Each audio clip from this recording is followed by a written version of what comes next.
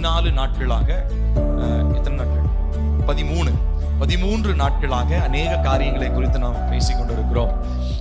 அதுல ரொம்ப முக்கியமா நாம் பார்த்தது முதலாவது 9 நாட்கள்ல நம்முடைய இருதயத்தினுடைய சுத்திகரிப்பிற்காக நாம் ஜெபித்தோம். இருதயத்தினுடைய அறைகள் எவ்விதமாக சுத்திகரிக்கப்பட வேண்டும் என்று சொல்லி நாம் ஜெபித்தோம். நம்ம ஜெபிக்க நிறைய விடுதலைகளை கர்த்தர் கொடுத்தார். இருதயத்தின் அறைகளை கர்த்தர் சுத்திகரிக்க சொன்னார். சண்டே கிளாஸ் இல்ல, எல்லாரும் உட்காரலாம், உள்ளே உட்காரலாம். இருதயத்தினுடைய அறைகளை சுத்திகரிக்கும்படி தேவன் நமக்கு சொல்லி கொடுத்தாரு. நம்ம அதற்காக சுத்திகரிப்பிற்காக நம்ம ஜெபிச்சோம். அவயவங்களை சுத்திகரிக்கும்படி நம்ம ஜெபிச்சோம். அவயவங்கள்ல அசுத்தாவிகளுடைய வெளியேற்றத்திற்காக ஜெபிச்சோம். கர்த்தர் கிருபையா நமக்கு சரீரங்களிலே சுகத்தையும் தந்திருக்கிறாரு. ஆகையினாலே ஒருத்தர் 2 பேர்ல, இப்ப நம்ம சர்ச்சில் 2 பேர், அப்புறம் தயாளன் தாத்தா, அவருடைய வாழ்க்கையிலும் நிறைய பலவீனங்கள் இருந்தது. அந்த போன வாரத்துல அவருக்கும் பயங்கரமா வாந்தி வந்து கர்த்தர் ஒரு விடுதலையை கொடுத்தாரு. அப்புறம் ஆன்லைன்ல நிறைய பேர் என்னோட தொடர்பு கொண்டு கர்த்தர் விடுதலை தருகிறதா அவங்க சொல்றாங்க.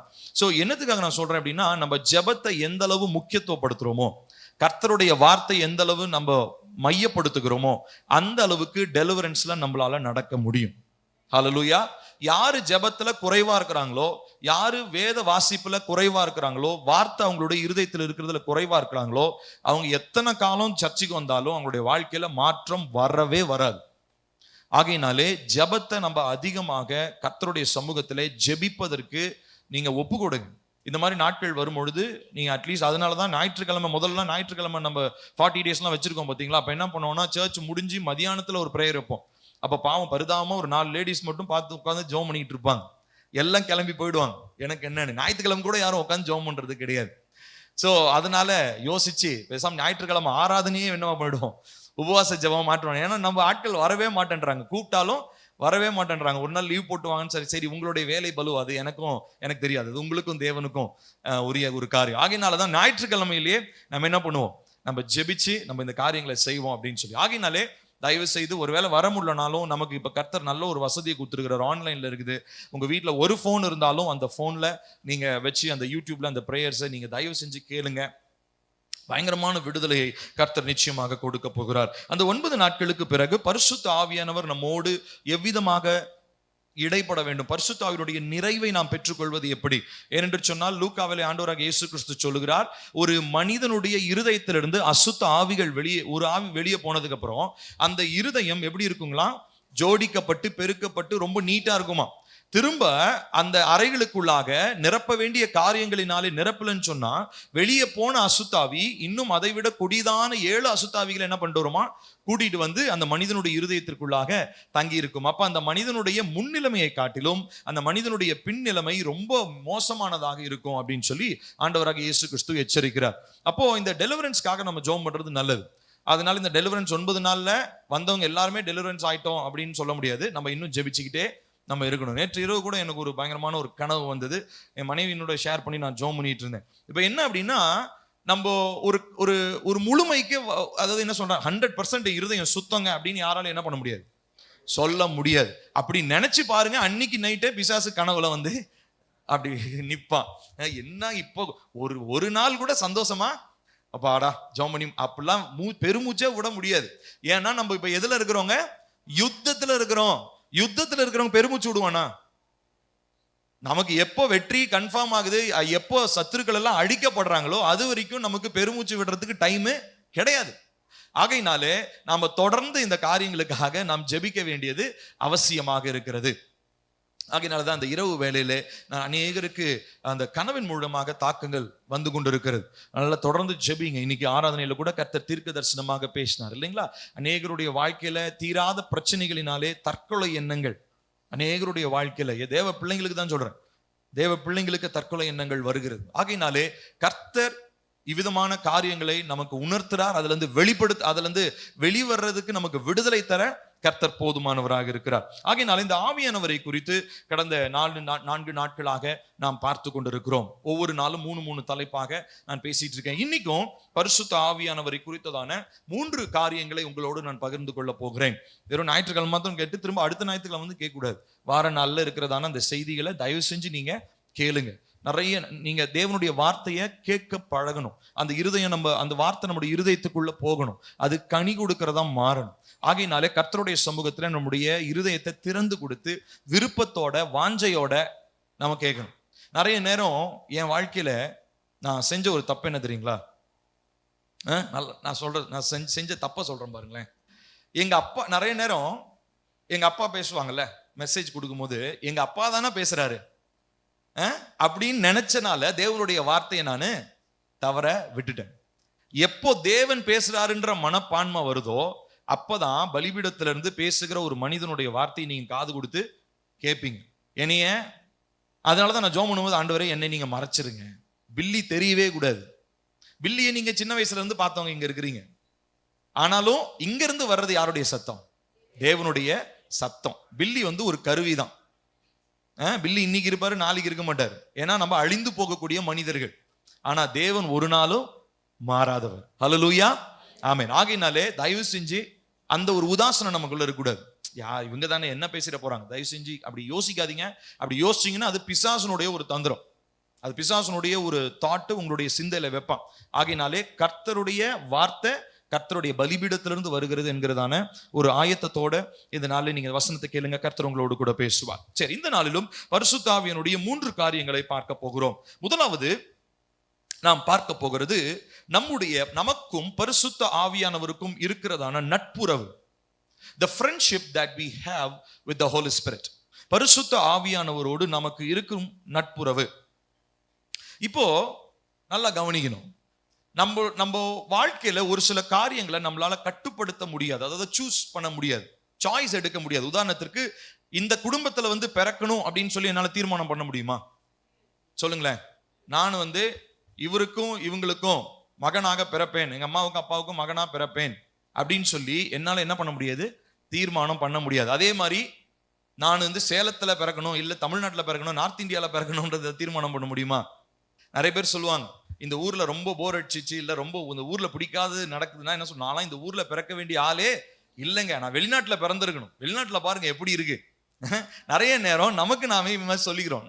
சரி, இப்படிதான் சொல்றோமே, ஒரு ஆதங்கத்துக்கு சொல்லிக்கலாமே ஒளி, யாராவது அந்த விஷயத்தை கண்ட்ரோல் பண்ண முடியுமா? இல்ல ஜோசியக்காரர் கண்ட்ரோல் பண்ண முடியுமா? இல்லைங்க, ஒரு அமெரிக்காவை பிறக்க வேண்டியவரை நான் இங்க பிறக்க வச்சுட்டேன், இங்க பிறக்க வேண்டியவரை நான் அங்க பிறக்க வச்சுட்டேன்னு யாராவது மாத்த முடியுமா? எந்த வல்லமையினாலும் முடியாது. ஆனா தேவன் அது எல்லாவற்றையும் என்ன பண்றாருங்க? நிர்ணயிக்கிறார்.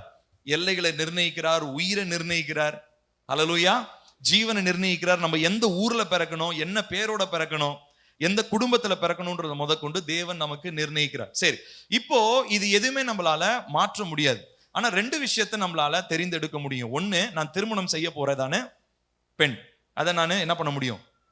நான் தெரிந்தெடுக்க முடியும். இன்னொன்னு, எனக்கு நட்புறவாய் இருக்கிறதான தோழன், என்னுடைய ஃப்ரெண்டு, ஒரு நண்பனாக இருக்கலாம், ஒரு தோழியாக இருக்கலாம். இவங்களை நான் என்ன பண்ண முடியும்? தெரிந்தெடுக்க முடியும். இவங்க கட்டாயத்தின் பேர்ல நம்ம வாழ்க்கையில வரப்போறவங்க கிடையாது. ஸோ ஓகே, ஒய்ஃப்ன்றதை விட்டுரும், ஏன்னா அது நம்ம தேவ சமூகத்துல காத்திருந்து நல்ல புத்தி உள்ள ஸ்திரியை கர்த்தர் தரும்படியாக நம்ம ஜெபிக்கிறோம், கர்த்தர் தராரு. ஆனா இந்த ஃப்ரெண்ட்ஷிப் அப்படின்னு வரும்போது, நட்புறவுன்னு வரும்போது, ஸ்கூல்ல நமக்கு இதை பத்தி தெரியாது, ஏன்னா அப்போ நமக்கு முதிர்ச்சி கிடையாது இல்லைங்களா? ஸ்கூல்ல அதை பத்தி நம்ம யோசிக்கவே மாட்டோம், அந்த மெச்சூரிட்டி இருக்காது. எவனை ஃப்ரெண்டா வச்சுக்கலாம், எவனை ஃப்ரெண்டா வச்சுக்க கூடாதுன்னு நமக்கு தெரியாது. வாழ்க்கையில கொஞ்சம் அடிகள்லாம் பட்டதுக்கு அப்புறம் தான் நமக்கு புத்தி வரும், இவனுக்கிட்ட இந்த விஷயத்துல ஜாக்கிரதையா இருக்கணும்னு சொல்லி. சரி, இப்போ நல்லா கவனிக்கணும். இப்போ இந்த நட்புறவு, நட்பாய் பழகுறதான மனிதனை நாம் தெரிந்தெடுக்கிறது முழுக்க முழுக்க யாருடைய கையில் இருக்கிறது? நம்முடைய கரங்களில் இருக்கிறது. அப்போ இவ்விதமாய் இந்த நட்புறவிலே நாம் ஜாக்கிரதையாய் இல்லாத பட்சத்திலே, நல்லா கவனிக்கணும், நட்புறவிலே நாம் ஜாக்கிரதையாய் இல்லாத பட்சத்திலே பரிசுத்த ஆவியானவருடைய செயல்பாட்டை நம்முடைய வாழ்க்கையிலே நம் குறுக்கி போட்டுருவோம். நம்ம அவருடைய வல்லமையை செயல்படுத்த முடியாம நம்ம சுருங்க வச்சிருவோம். சோ கர்த்தருடைய ஆவியானவர் நமக்குள்ளாக கிரியை செய்து நம்ம வாழ்க்கையிலிருந்து வெளிப்படணும்னா அதுக்கு நம்ம சுற்றி இருக்கிறதான ஃப்ரெண்ட் சர்க்கிள் ரொம்ப ரொம்ப முக்கியமானவங்க. அதனாலதான் தேவன் நம்மளை பரிசுத்தமாக்க ஒரு சில தேவையில்லாத ஃப்ரெண்ட்ஸை நம்முடைய வாழ்க்கையை விட்டு அகற்றுவார். நீங்க எத்தனை பேர் இது உணர்ந்திருக்கிறீங்கன்னு தெரியல, ஆனா நான் உணர்ந்திருக்கிறேன். என்னுடைய ஆபீஸ்ல நான் வேலை செய்த நாட்கள்ல எனக்கு இருந்ததான எல்லா ஃப்ரெண்ட்ஸையும் ஒரு குறிப்பிட்ட சம்பவத்தப்ப எல்லாரையும் நான் டெலீட் பண்ணிட்டேன். எல்லாரும் அக்கௌண்ட்டையும் டெலீட் பண்ணியாச்சு, ஃபேஸ்புக் ஐடி டெலீட் பண்ணியாச்சு, ஃபோன் நம்பர்ஸ் டெலீட் பண்ணியாச்சு, எதுவுமே தேவையில்லை. ஆனா அதுக்கப்புறம் நான் கொஞ்ச நாட்கள் தனிமையில இருந்தேன், எனக்கு நண்பர்கள்னு யாருமே கிடையாது. ஒரு ஃபியூ இயர்ஸ் கழிச்சு தான் கர்த்தர் எனக்கு நல்ல நண்பர்களை கொடுத்தார். நல்ல நண்பன்னு சொல்ல முடியாது, சகோதரர்களை கர்த்தர் எனக்கு கொடுத்தார். எனக்கு உடன் பிறந்தவங்க கூட அப்படி இருக்க மாட்டாங்க. அந்த மாதிரி நிறைய சகோதரர்களை கர்த்தர் எனக்கு இன்றைக்கு கொடுத்திருக்கிறார். ரீசன் என்ன அப்படின்னா, கர்த்தர் நம்மளை அவர் பாணியிலே அவருடைய பாதையில நடத்த ஆரம்பிக்கும் பொழுது, அவருக்கு பிரியமில்லாத நபர்கள் நமக்கும் அவருக்கும் நடுவில் இருக்கும் பொழுது, கர்த்தருடைய செய்கைகளை நம்ம என்ன பண்ணிடுவாங்க, தடை பண்ணி போட்டுருவோம். கர்த்தருடைய கரங்களை நம்ம சுருக்கி வச்சிருவோம். அவர் நினைக்கக்கூடிய அநேக காரியங்களை நம்முடைய வாழ்க்கையில் அவரால் என்ன பண்ண முடியாதுங்க, இம்ப்ளிமெண்ட் பண்ண முடியாது, நிறைவேற்ற முடியாது. அப்ப இப்படிப்பட்டதான தீமையான காரியங்கள் நமக்கு வந்து அவன் நன்மை செய்யறவனா தான் இருப்பான். நமக்கு முன்னாடி ரொம்ப நல்ல மனுஷனை போல அவன் இருக்கலாம். ஆனா அவனுக்கு பின்னாடி இருந்து செயல்படுகிறதான வல்லமைகளை தேவன் அறிந்திருக்கிறார். அதனால நம்ம நண்பர்களை குறித்து ரொம்ப ரொம்ப ஜாக்கிரதையாக இருக்க வேண்டும். சோ அப்போ இன்னொரு கேள்வி வருது, அப்ப அவங்கள நான் வெறுக்கணுமா? கிடையாது. கர்த்தர் எல்லாரையும் நேசிக்க சொல்றாரு. எல்லாரும் ஏசப்பா எல்லாரையும் நேசிக்க சொல்றாரு. ஆனா ஃப்ரெண்டுனா ரொம்ப முக்கியமானது என்ன தெரியுங்களா பண்ணுவோம், நம்ம அவங்களோட பகிர்ந்து கொள்வோம். we share our heart. நம்முடைய இருதயத்தை அவங்கள்ட்ட பகிர்ந்து கொள்வோம், பிரச்சனைகளை பகிர்ந்து கொள்வோம், எடுக்க போற தீர்மானங்களை பகிர்ந்து கொள்வோம். இதை தான் செய்யக்கூடாதுன்னு சொல்றாரு ஆண்டவர். இப்படிப்பட்ட பகிர்வு யாருக்குள்ளதான் இருக்கணும் தெரியுங்களா? தேவனுக்கு பிரியமான ஜனங்களோட தான் நம்ம ஷேரிங் இருக்கணும். மற்றவங்களை நம்ம வெறுக்க வேண்டிய அவசியம் இல்லை, அவங்கள நம்ம நேசிக்கலாம். ஆனா ஹாய்னா ஹாய், பாய்னா பாய், அதோட நம்ம என்ன பண்ணிக்கணுங்க, நம்ம நிறுத்தி கொள்ள வேண்டும். நான் இதுக்கு ஒரு சில உதாரணங்கள்லாம் சொல்லி, இந்த உதாரணங்கள் மூலமாக கர்த்தருடைய செயல்பாடு ஒரு சில மனிதர்களுடைய வாழ்க்கையில எப்படி தடைப்பட்டுச்சு அப்படின்னு சொல்லி இந்த நாள்ல பார்க்க போகிறோம். இன்றைக்கு நான் முதலாவது பார்க்கிறது என்னதுங்க, பரிசுத்த ஆவியானவரோடு இருக்கிறதான நட்புறவு. நம்ம எல்லாருக்குமே ஒவ்வொருத்தருக்கும் தனிப்பட்ட விதத்துல நம்ம ஒவ்வொருவரும் பரிசுத்த ஆவியானவரோடு இணைந்து நடக்க வேண்டியது அவசியமா இருக்கிறது. எப்படிப்பட்ட ரிலேஷன்ஷிப்புங்க, நட்புறவாய் நடக்க வேண்டியது ரொம்ப ரொம்ப அவசியமாக இருக்கிறது. உதாரணத்திற்கு இயேசுக்கு எத்தனை சீஷர்கள் இருந்தாங்க? 12 சீஷர்கள் இருந்தாங்க. அந்த 12ல 3 பேர் வந்து பாத்தீங்கன்னா ரொம்ப க்ளோஸா இருந்தாங்க. யாருன்னா பேதுரு, யாக்கோபு, யோவான். எல்லா இடத்துலயும் இவங்க இருப்பாங்க. ஆனா கொஞ்சம் பிரைவேட்டான விஷயங்கள்லாம் நடக்கிறது செய்யறதெல்லாம் வந்து ஜீசஸ் இந்த 3 பேரை கூட்டிட்டு போவார். அவங்க கிட்ட நிறைய காரியங்களை அவரு காண்பிப்பார், வெளிப்படுத்துவார். உதாரணத்திற்கு மறுரூப மலையில கர்த்தர் மறுரூபமானது இந்த 3 பேருக்கு மாத்திரம் தான் தெரியும். அதுக்கப்புறம் இயேசு கிறிஸ்து பரத்துக்கு எடுத்துக்கொள்ளப்பட்டதுக்கு அப்புறம் தான் அந்த 3 பேரும் தங்களுடைய காரியங்களை மற்ற அந்த குழு கிட்ட சொன்னாங்க. அப்போ ஜீசஸ்க்கு இவங்களுடைய உறவு தேவைப்பட்டுச்சு. அதே மாதிரி இவங்களுக்கும் இந்த 3 பேருக்கும் ஜீசஸோடைய நட்புறவு ரொம்ப ரொம்ப அதிகமாக தேவைப்பட்டுச்சு. இதுக்கு ரீசன் என்ன அப்படின்னா, இந்த இம்ப்ளிமெண்டேஷன், அதாவது அந்த நிறைவு எப்படி வந்துச்சு அப்படின்னு சொல்லி சொன்னா, இயேசு கிறிஸ்துக்குள்ள யார் இருந்தா? உள்ள யார் இருந்தா? இயேசு கிறிஸ்துக்குள்ள பரிசுத்த ஆவியானவர் இருந்தார். சோ அப்ப பரிசுத்த ஆவியானவர் இருந்ததுனால இந்த சீடர்கள், இந்த அப்போஸ்தலர்களுடைய வாழ்க்கை இயேசு கிறிஸ்துவோடு இருந்து அந்த தருணங்கள் 3.5 வருஷம் தான் கூட இருந்தாங்க. அதுலயும் நடுவில் ஃபியூ மந்த்ஸ் ஊழியத்துக்காக தேவன் அவங்களை 2 பேரா ஊழியத்துக்கு மிஷனரி ட்ரிப் வர அனுப்பிச்சார். அதுல ஒரு 6 மந்த்ஸ் வச்சுக்கலாம். மற்றபடி இவங்க வந்து கரெக்டா ஒரு 3 வருஷம் தான் ஏசப்பாவோட இருந்தாங்க. ஆனா அந்த 3 வருஷத்துல இயேசுவோடு இருந்ததான அந்த நட்புறவுல இவங்க பாத்தீங்கன்னா பயங்கரமான அசாதாரணமான காரியங்களை தேவனுக்காக செய்ய ஆரம்பித்தார்கள். இது வெறுமனே பரிசுத்த ஆவியானவர் வந்த நொடியிலிருந்து மாத்திரம் இல்ல, அதுக்கு முன்னாடியே அவங்களுக்குள்ள அந்த வைராக்கியம் வந்துருச்சு, அந்த ஜீல் வந்துருச்சு. ஏசப்பாக்காக நான் உசிரியும் கொடுப்பாங்க அப்படின்ற அளவுக்கு துணிகரம். எதனால அந்த துணிச்சல் எதனால வந்துச்சு தெரியுமா? பரிசுத்த ஆவியானவர் இயேசுவுக்குள்ள இருந்து யாரை இம்பாக்ட் பண்ணாரு? வெளியே இருந்ததான பேதுரு, யாக்கோபு, யோவான் மற்றும் மற்ற அப்போஸ்தலர்களை அவர் ஆழ்ந்த ஒரு தாக்கத்தை ஏற்படுத்தினார். ஆனா இன்னைக்கு நம்ம வாழ்க்கையை எடுத்து பாருங்க, மற்றவனுடைய லைஃப் தான் நம்மளை இம்பாக்ட் பண்ணுதே ஒழிய நம்மளுடைய வாழ்க்கை மற்றவனை என்ன பண்றது இல்ல, தொடர்றது இல்ல. ஏன்னா இயேசு கிறிஸ்து பரிசுத்த ஆவியானவரால நிரப்பப்பட்டதை போல நம்ம இன்னும் என்ன பண்ணலைங்க, நிரப்பப்படவில்லை. நம்மிடத்துல நம்ம இன்ஃபில்லிங் இருக்குது, அதாவது நிரப்பப்பட்டிருக்கிறோம், ஆனா நிரம்பி இன்னும் வழியில. நிரம்பி வழிஞ்சாதான் என் கூட இருக்கிறவங்களுக்கு என்ன ஆகும், அது கொடுக்க. நான் சொல்றது புரியுதுங்களா? நான் இன்னைக்கு ஒரு நாள் ரொம்ப ஒரு 2-3 மாசத்துக்கு முன்னாடி, 4-5 மாசத்துக்கு முன்னாடி இருக்கும், ஒரு எக்ஸாம்பிள் சொன்னேன். ஒரு டம்ளர்ல தண்ணி ஊத்தி நான் சொல்லி காமிச்சேன் இல்லஸ்ட்ரேஷன். எத்தனை பேர் ஞாபகம் வச்சிருக்கிறீங்கன்னு தெரியல. இப்போ உதாரணத்துக்கு ஒரு தண்ணி டம்ளர் இருக்கு, அதுல தண்ணி ஊத்துறீங்க, நீங்க அதை குடிச்சிடுறீங்க, அதுல இருக்குமா? குறைஞ்சிக்கிட்டே இருக்கும். ஆனா அந்த டம்ளர் அதுல தண்ணி ஊற்றப்பட்டே கொண்டு இருக்கும் போது என்ன ஆகும், ஒரு குறிப்பிட்ட லெவலுக்கு அப்புறம் என்ன ஆகும், அது ஓவர்ஃப்ளோ ஆக ஆரம்பிக்கும், வழிய ஆரம்பிக்கும். இப்படிப்பட்ட ஒரு பாத்திரங்களாக நாம் மாற்றப்பட வேண்டும்.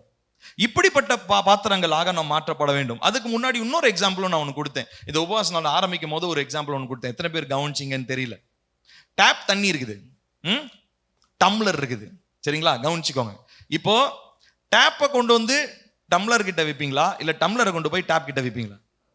டம்ளரை கொண்டு போய் தான் டேப் கிட்ட வைப்போம். இதே மாதிரி தான் உபவாசம் பண்ணும்போது அந்த டேப்ன்றது தேவனுடைய ஆவியானவர்னு வச்சுக்கலாம், அந்த டம்ளர்ன்றது நம்மன்னு வச்சுக்கலாம்.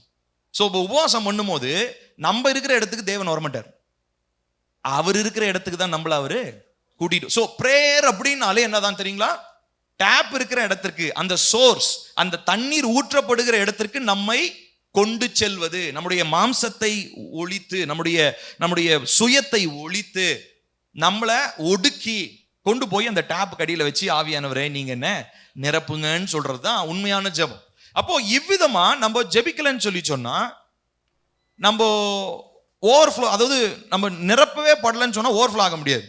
இப்ப நிறைய பேருக்குள்ள இன்ஃபில்லிங் இருக்கலாம், அதாவது நிரப்பப்பட்டிருக்கலாம், ஆனா நீங்க என்ன ஆகல, இன்னும் வழிந்து ஓடவில்லை. சோ வழிந்து ஓடினாதான் நம்ம சுற்றி இருக்கிற மனுஷங்களை நம்மளால என்ன பண்ண முடியும், நம்மளால ஒரு தாக்கத்தை ஏற்படுத்த முடியும். ஆனா இன்னைக்கு சோக கதை, அவங்க தான் நம்ம வாழ்க்கையில தாக்கத்தை ஏற்படுத்திட்டு இருக்கு. அவங்க சொன்ன வார்த்தையினால நம்ம கவலைப்பட்டு ஐயோ இப்படி ஆயிப்போச்சு, கழுத்து வலியா, ஐயோ கழுத்து வலினா ரொம்ப டேஞ்சருங்க, முதல்ல போய் ஸ்கேன் எடுத்து பாருங்க, இப்படிதான் தேய்மானம் ஆகி ஒருத்தருக்கு ஆபரேஷன் பண்ணி கழுத்தே இப்ப நிக்கல ஆடிக்கிட்டே இருக்குன்னு சொல்லிடுவான் ஒருத்தன். அதை கேட்டுட்டு அது சாதாரணமான ஒரு சுலுக்கா இருக்கும். நம்ம என்ன பண்ணுவாங்க, போயிட்டு 1008 ரூபாய் செலவு பண்ணி எம்ஆர்ஐ ஸ்கேன் எடுத்து அந்த ஸ்கேன் எடுத்து முடிஞ்சு போச்சு. எதுவுமே இல்லாத வியாதிக்கு பயப்படுவோம். ஏன் தெரியுமா, உங்களுடைய தாக்கம் உங்க நண்பனுடைய வாழ்க்கையில ஏற்படாம, உங்க நண்பனுடைய அவிசுவாசமும் தீமையான வார்த்தையும் உங்க வாழ்க்கையில என்ன பட்டிருக்குதுங்க, தாக்கத்தை ஏற்படுத்துகிறது. சோ முதல் விஷயம், பரிசுத்த ஆவியானவரை நட்புறவா எதுக்காக கொள்றோம் தெரியுங்களா, நம்மளுடைய தாக்கம் நம்ம கூட இருக்கிறவங்களுடைய வாழ்க்கையில ஏற்படணும். நான் சொல்றது புரியுதா? நீங்க பாக்குறத பார்த்தா என் வாழ்க்கையில ஒண்ணும் நடக்க மாட்டேங்குது, அப்படியே பரிதாபமும் எல்லாம் பாக்குறீங்க. ஏங்க நான் சொல்றது புரியுதா இல்லைங்களா? நம்மளுடைய வாழ்க்கைக்குள்ள இருக்கிற தேவன் நம்ம சுற்றி இருக்கிற சூழ்நிலைகளை மாற்றக்கூடிய வல்லமை இருக்கு. ஆனா நம்ம என்ன பண்றது இல்ல, அவரை அனுமதிக்கிறது இல்ல, அவருக்கு அந்த அனுமதி நம்ம கொடுக்கிறது இல்ல, அந்த நிறைவை நம்ம பெற்றுக்கொள்றது இல்ல. சோ ஆகையினாலே நட்புறவாக ஆவியானவரோடு இணைந்து நடக்கும் பொழுது நம்முடைய வாழ்க்கையில பரிசுத்த ஆவியனுடைய நிரம்பி வழிகிறதான அனுபவம் நமக்கு ஏற்படுகிறதாக இருக்கிறது. ஆகையினாலே நாம் நன்றாக கவனிக்க வேண்டும். பாருங்க, இப்ப அந்த அப்போஸ்தலருடைய வாழ்க்கையில இயேசு கிறிஸ்துவின் மூலமா 3 இயர்ஸ் தான் இருந்தாரு. 3 வருஷம் தான் கோர்ஸ் அவங்களுக்கு, டிசைபிள்ஷிப் ட்ரைனிங் கோர்ஸ் 3 வருஷம். 3 வருஷத்துல ஜீசஸ் கிட்ட இருந்ததான அதே ஜீல், அதே வைராக்கியம், அதே அந்த தேவ ராஜ்யத்துக்கு ஓடணும்ன்ற அந்த ஒரு வெறி அவங்களுக்குள்ள வந்துச்சு. எதனால வந்துச்சு? ஏன்னா ஜீசஸ் சும்மானா இல்ல, ஜீசஸ்குள்ள இருந்து என்ன ஆயிட்டு இருந்தது, காடோடைய வல்லமை, தேவ வல்லமை நிரம்பி வழிந்து கொண்டே இருந்தது. அது அந்த மனிதர்களை தொட்டதாக இருக்கிறது. சோ இவ்விதமாய் நம்முடைய வாழ்க்கை அநேகரை தொட வேண்டும் என்று சொல்லி சொன்னால் நம்மிடத்திலே பரிசுத்த ஆவியானவர் நிரம்பி வழிகிறதான அனுபவம் வேண்டும். ரொம்ப முக்கியமா பரிசுத்த ஆவியானவரோடு நட்புறவு வைத்திருக்க வேண்டும். ஹல்லேலூயா. ஆமா. சோ நட்பை பத்தி சொல்லும் போது ஒரு சில மனிதர்கள் தவறான நட்பு வச்சிருந்தாங்க. அவங்கள பத்தி ஒரு எக்ஸாம்பிள் படிச்சுட்டு நம்ம அதுக்கப்புறம் ஒரு கன்க்ளூஷனுக்கு நேரா போலாம். எடுத்துக்கோங்க, 2 சாமுவேல் 13வது அதிகாரம் 1-5 வசனங்கள். 2 சாமுவேல் 13 1-5 வாசிக்கலாமா? இதற்கு பின்பு தாவீதின் குமாரனாகிய அப்சலோமுக்கு தாமார் என்னும் பேருள்ள ஒரு சௌந்தரியம் உள்ள ஒரு சகோதரி இருந்தாள். அவள் மேல் தாவீதின் குமாரன் அம்னோன் மோகம் கொண்டான். தன் சகோதரியாகிய தாமாரின் நிமித்தம் ஏக்கம் கொண்டு வியாதிப்பட்டான். அவள் கன்னியாஸ்திரியாயிருந்தால் அவளுக்கு பொல்லாப்பு செய்ய அம்மோனுக்கு வருத்தமாய் கண்டது. அம்னோனுக்கு தாவீதுடைய தமையன் சிமியாவின் குமாரனாகிய யோனதாப் என்னும் பேருள்ள ஒரு சிநேகிதன் இருந்தான். அந்த யோனதாப் மகா தந்திரவாதி. அவன் இவனை பார்த்து, ராஜகுமாரனாகிய நீ நாளுக்கு நாள் எதினாலே இப்படி மெலிந்து போகிறாய், எனக்கு சொல்ல மாட்டாயா என்றான். அதற்கு அம்னோன், என் சகோதரன் அப்சலோமின் சகோதரியாகிய தாமாரின் மேல் நான் ஆசை வைத்திருக்கிறேன் என்றான். அப்பொழுது யோனதாப் அவனை பார்த்து, நீ வியாதிக்காரனை போல் உன் படுக்கையின் மேல் படுத்துக்கொள். உன்னை பார்க்கிறதற்கு உன் தகப்பனார் வரும்போது நீ என் சகோதரியாகிய தாமார் வந்து எனக்கு போஜனம் கொடுத்து அவள் கையினாலே சாப்பிடும்படிக்கு நான் பார்க்க என் கண்களுக்கு முன்பாக சமைக்கும்படி தயவு செய்ய வேண்டும் என்று சொல் என்றான். இப்ப கவனிக்கணும், இங்க இந்த கதையை நான் சுருக்கமா சொல்றேன். இங்க அம்னோன்னு சொல்லிட்டு ஒருத்தன் இருக்கிறான். அவன் யாருன்னா தாவீதுக்கு பிறந்த ஒரு மகன். தாவீதுக்கு இன்னொரு மனைவி மூலமா ஒரு மகள் பிறந்திருந்தா, அவ பேரு வந்து தாமார். இப்போ ஸ்டெப் சிஸ்டர் ஸ்டெப் பிரதர். இப்போ நடக்கக்கூடாத ஒரு அசிங்கம் என்னன்னா, இந்த அம்னோனுக்கு யார் மேல ஆசை வருது? சகோதரி மேல, தன்னுடைய தங்கச்சி மேல ஆசை வருது. எவ்வளவு ஒரு கேவலமான ஒரு எண்ணம் பாருங்க. தீமையான ஒரு எண்ணம் அவனுடைய சிந்தையில வந்துச்சு. இப்ப வந்த உடனே கவனிக்கணும். நண்பன் ஒருத்தன் இருக்கிறான். அவன் பேர் என்னதுங்க? அவன் பேர் என்ன வாஸ்தவம் இல்லைங்களா? அவன் பேர் என்னது? யோனதாப். அந்த நண்பன் என்ன பண்றான்? சிநேகிதன் போட்டிருக்கு. அந்த நண்பன் என்ன பண்றான்னா, நல்ல நண்பனா இருந்தா என்ன பண்ணிருக்கணும்? தலைமையில 4 தட்டு தட்டி, என்னடா புத்தி புத்தி புத்தி உனக்கு என்ன ஆயிடுச்சுன்னு ஏதாவது கரெக்ட் பண்ணிருக்கணும். இவன் என்ன பண்றான்? அவனுக்கு தந்திரவாதி. பாருங்க, வசனம் தெளிவா சொல்லுது, அந்த யோனதாப் ஒரு தந்திரவாதி. தந்திரமான காரியங்கள் அவன் திட்டம் பண்ணி சொல்றவன். அவன் என்ன பண்றான்னா, அந்த அம்னோனுக்கு ஒரு ஐடியா கொடுக்குறான். நீ போய் உடம்பு சரியாத மாதிரி படுத்துக்கோ, சமைக்கிறதுக்கு உன் தங்கச்சியை வர சொல்லு, அப்பா அவளை என்ன பண்ணிடு, நீ கெடுத்துரு அப்படின்னு சொல்றான். எவ்வளவு ஒரு அசுத்தமான ஒரு எண்ணம் பாருங்களேன். அவனுக்குள்ளயும் இருந்திருக்கு, இவனுக்குள்ளயும் இருந்திருக்கு. இப்ப பாருங்க, இவனுடைய வாழ்க்கையினாலே நடந்தது என்ன? குடும்பத்துல ஒரு தவறு நடந்துச்சு, அந்த பெண் கெடுக்கப்பட்டால். அது மாத்திரம் இல்லாம இந்த அம்னோன் இருக்கான் இல்லைங்களா, இவன் ராஜகுமாரன், அதாவது தாவீதுடைய பையன். அவன் என்ன ஆகிறான் தெரியுங்களா? அப்சலோமினாலே அவன் கொல்லப்படுகிறான். ஏன்னா அப்சலோமுக்கு தங்கச்சி, அப்சலோமுடைய தங்கச்சி தான் அந்த தாமார். பயங்கர கோவம் வந்து அப்சலோம் என்ன பண்றாருங்க, அந்த அம்னோனை கொண்டுறான். சரி, இந்த கதை மட்டும் உங்களுக்கு புரிஞ்சுக்கோங்க. என்ன சொல்ல வரேன்னா, இவங்களுக்கு இருக்கிறதான இந்த நண்பன் யாரு? இந்த அம்னோனுக்கு இருந்ததான இந்த யோனதாப் என்கிறதான இந்த நண்பன் எவ்வளவு தீமையான ஒரு ஆலோசனை சொல்றான் அப்படின்னு சொல்லி பாருங்க. சோ இவ்விதமா இன்னொரு மனுஷனை நம்ம பார்க்க போறோம். இன்னொரு ராஜா. அவரு 1 ராஜாக்கள் 12வது அதிகாரம் 1-11. இங்க பாத்தீங்கன்னா ரெகோபெயாம் அப்படின்னு சொல்லிட்டு ஒரு ராஜா இருக்கிறார். ரெகோபெயாம் 1 ராஜாக்கள் 12:1-11. ரெகோபெயாமை ராஜாவாக்கும்படி இஸ்ரவேல் எல்லாரும் சீகேமுக்கு வந்திருந்தபடியால் அவனுக்கு சீகேமுக்கு போனான். ராஜாவாகிய சாலமோனை விட்டு ஓடி போய் எகிப்திலே குடியிருந்த நேபாத்தின் குமாரனாகிய யெரொபெயாமோ எகிப்தில் இருக்கையில் அதை கேள்விப்பட்டான். அவர்கள் யெரொபெயாமுக்கு ஆள் அனுப்பி அவனை அழைப்பித்தார்கள். அவனும் இஸ்ரவேல் சபை அனைத்தும் வந்து ரெகோபெயாமை நோக்கி, உம்முடைய தகப்பன் பாரமான நுகத்தை எங்கள் மேல் வைத்தார். இப்பொழுதும் நீர் உம்முடைய தகப்பன் சுமத்தின கடினமான வேலையும் அவர் எங்கள் மேல் வைத்த பாரமான நுகத்தையும் லகுவாக்கும், அப்பொழுது உம்மை சேவிப்போம் என்றார்கள். அதற்கு அவன், நீங்கள் போய் 3 நாள் பொறுத்து என்னிடத்தில் திரும்பி வாருங்கள் என்றான். அப்படியே ஜனங்கள் போயிருந்தார்கள். அப்பொழுது ராஜாவாகிய ரெகோபெயாம் தன் தகப்பனாகிய சாலமோன் உயிரோடு இருக்கையில் அவன் சமூகத்தில் நின்று முதியோரோட ஆலோசனை பண்ணி, இந்த ஜனங்களுக்கு மறு உத்தரவு கொடுக்க நீங்கள் என்ன யோசனை சொல்லுகிறீர்கள் என்று கேட்டான். அதற்கு அவர்கள், நீர் இன்று இந்த ஜனங்களுக்கு சேவகனாகி அவர்களுக்கு இணங்கி அவர்கள் சொற்படி செய்து மறுமொழியாக நல்வார்த்தைகளை சொல்வீரானால் என்னாலும் அவர்கள் உமக்கு ஊழியக்காரராக இருப்பார்கள் என்றான். முதியோர் தனக்கு சொன்ன ஆலோசனை அவன் தள்ளிவிட்டு தன்னோட வளர்ந்து தன் சமூகத்தில் நிற்கிற வாலிபரோட ஆலோசனை பண்ணி அவர்களை நோக்கி, உம்முடைய தகப்பன் எங்கள் மேல் வைத்த நுகத்தை லகுவாக்கும் என்று என்னிடத்தில் சொன்ன இந்த ஜனங்களுக்கு மறுமொழி கொடுக்க நீங்கள் என்ன யோசனை சொல்லுகிறீர்கள் என்று கேட்டான். அப்பொழுது அவனோட வளர்ந்த வாலிபர் அவனை நோக்கி, உம்முடைய தகப்பன் எங்கள் நுகத்தை பாரமாக்கினார், நீர் அதை எங்களுக்கு லகுவாக்கும் என்று உம்மிடத்தில் சொன்ன இந்த ஜனத்திற்கு நீர் சொல்ல வேண்டியது என்னவென்றால், என் சுண்டு விரல் என் தகப்பனாருடைய இடுப்பை பார்க்கிலும் பருமனாய் இருக்கும். இப்போதும் என் தகப்பன் பாரமான நுகத்தை உங்கள் மேல் வைத்தார், நான் உங்கள் நுகத்தை அதிக பாரமாக்குவேன். என் தகப்பன் உங்களை சவுக்குகளினாலே தண்டித்தார், நான் உங்களை தேள்களினாலே தண்டிப்பேன் என்று அவர்களோட சொல்ல வேண்டும் என்றார்கள். பாருங்க, எவ்வளவு மோசமான ஒரு ஆலோசனை. அதுக்கு முன்னாடி நல்லா தான் செஞ்சிருக்கிறான். அவன் போய் நல்ல அந்த முதியோர்கள், அவங்க அப்பா கூட இருந்ததான எல்டர்ஸ், அவங்க கிட்ட போய் ஆலோசனை கேட்டிருக்கிறான். அவங்க நல்லா தான் அழகா ஒரு ஆலோசனை கொடுத்தாங்க. ஏன்னா குடிமக்களை தக்க வச்சுக்கணும், அதுதான் ராஜாவுடைய அழகு. அந்த மாதிரி ஆலோசனை கொடுத்தா அவனுக்கு பிடிக்கல. இவன் என்ன பண்றான், அடுத்தது தன்னோடு கூட சின்ன வயசுல இருந்து வளர்ந்த அவன் ஃப்ரெண்ட்ஸ் கிட்ட போறான். போய் கேட்டோன்னா அவனுங்க என்ன சொல்றானுங்க, அப்படிலாம் விடாத, அவனு விட்டா நம்ம தலைமையில ஏறி போயிடுவானுங்க, அதனால என்ன பண்ண, அவனுங்களை அடிச்சு நொறுக்குகிற மாதிரி ஒரு தீர்மானம் சொல்லு, நான் உங்களை பயங்கரமா நான் தண்டிப்பேன், நான் உங்களை கடிந்து கொள்வேன், திட்டுவேன், அந்த மாதிரி ஏதோ சொல்றான். எங்க அப்பா ஜாட்டையினால உங்களை தண்டிச்சாரு, நான் உங்களை தேள்களினால தண்டிப்பேன் அப்படின்றார். பாருங்க, இதெல்லாம் சொன்ன உடனே அதுக்கப்புறம் நடக்கிற சம்பவம், அந்த ஜனங்கள் வந்து அந்த மக்கள் எல்லாம், எனக்கும் உங்களுக்கும் தாவீது வீட்டுக்கும் எங்களுக்கும் சம்பந்தமே இல்லைன்னு ஊர் மக்கள் எல்லாம் கிளம்பி ஊரை விட்டே போயிடுறாங்க. கவனி, அப்ப ராஜாவுக்கு என்ன அழகு, குடிமக்கள் தான் அழகு. குடிமக்களே இல்லைன்னா ராஜான்னு சொல்லி என்ன பிரயோஜனம்? இப்ப பாருங்க, இந்த மாதிரி ஒரு நிறைய இருக்கு, நம்ம எக்ஸாம்பிள் சொல்ல முடியும். இப்படி நிறைய பேரு தேவனுடைய வார்த்தையில நம்ம வாசிக்கிறோம், தேவையில்லாத மனிதனுடைய நண்பன் என்கிற பேரில தேவையில்லாத மனிதனுடைய ஆலோசனையை கேட்டு தவறி போய் தன்னுடைய வாழ்க்கையை தொலைத்தவர்கள் அநேகரா இருக்கிறாங்க, எக்கச்சக்க பேர்.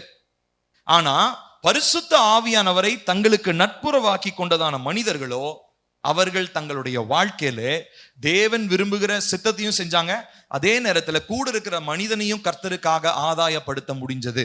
ஹல்லேலூயா. அதுக்கு ஒரே எக்ஸாம்பிள் ஜீசஸ் மாத்திரம் தான். ஜீசஸ் பிதாவினுடைய சித்தத்தையும் செஞ்சாரு. இந்த பூமியில் இருக்கும்போது சீஷர்களையும் என்ன பண்ணாரு? தனக்காக ஆதாயப்படுத்தி கொண்டார். தேவனுடைய ராஜ்யத்திற்காக அவர் ஆதாயப்படுத்தி கொண்டார். நீதிமொழிகள் 13வது அதிகாரம் 20வது வசனத்துல கர்த்தருடைய வார்த்தை விதமா சொல்லுது. நீதிமொழிகள் 13:20.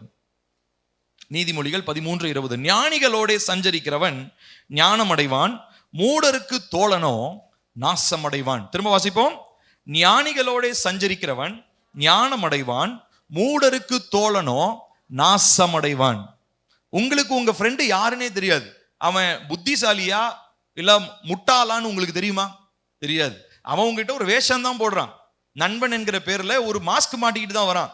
ஆனா அவனுடைய இன்டென்ஷன் என்ன, அவனுடைய நோக்கம் என்னன்றது உங்களுக்கு புரியல. ஏன்னா ஆவிக்குரிய கண்கள் திறக்கப்படல, ஆவியானவரோடு நம்ம இணைந்து நடக்கல.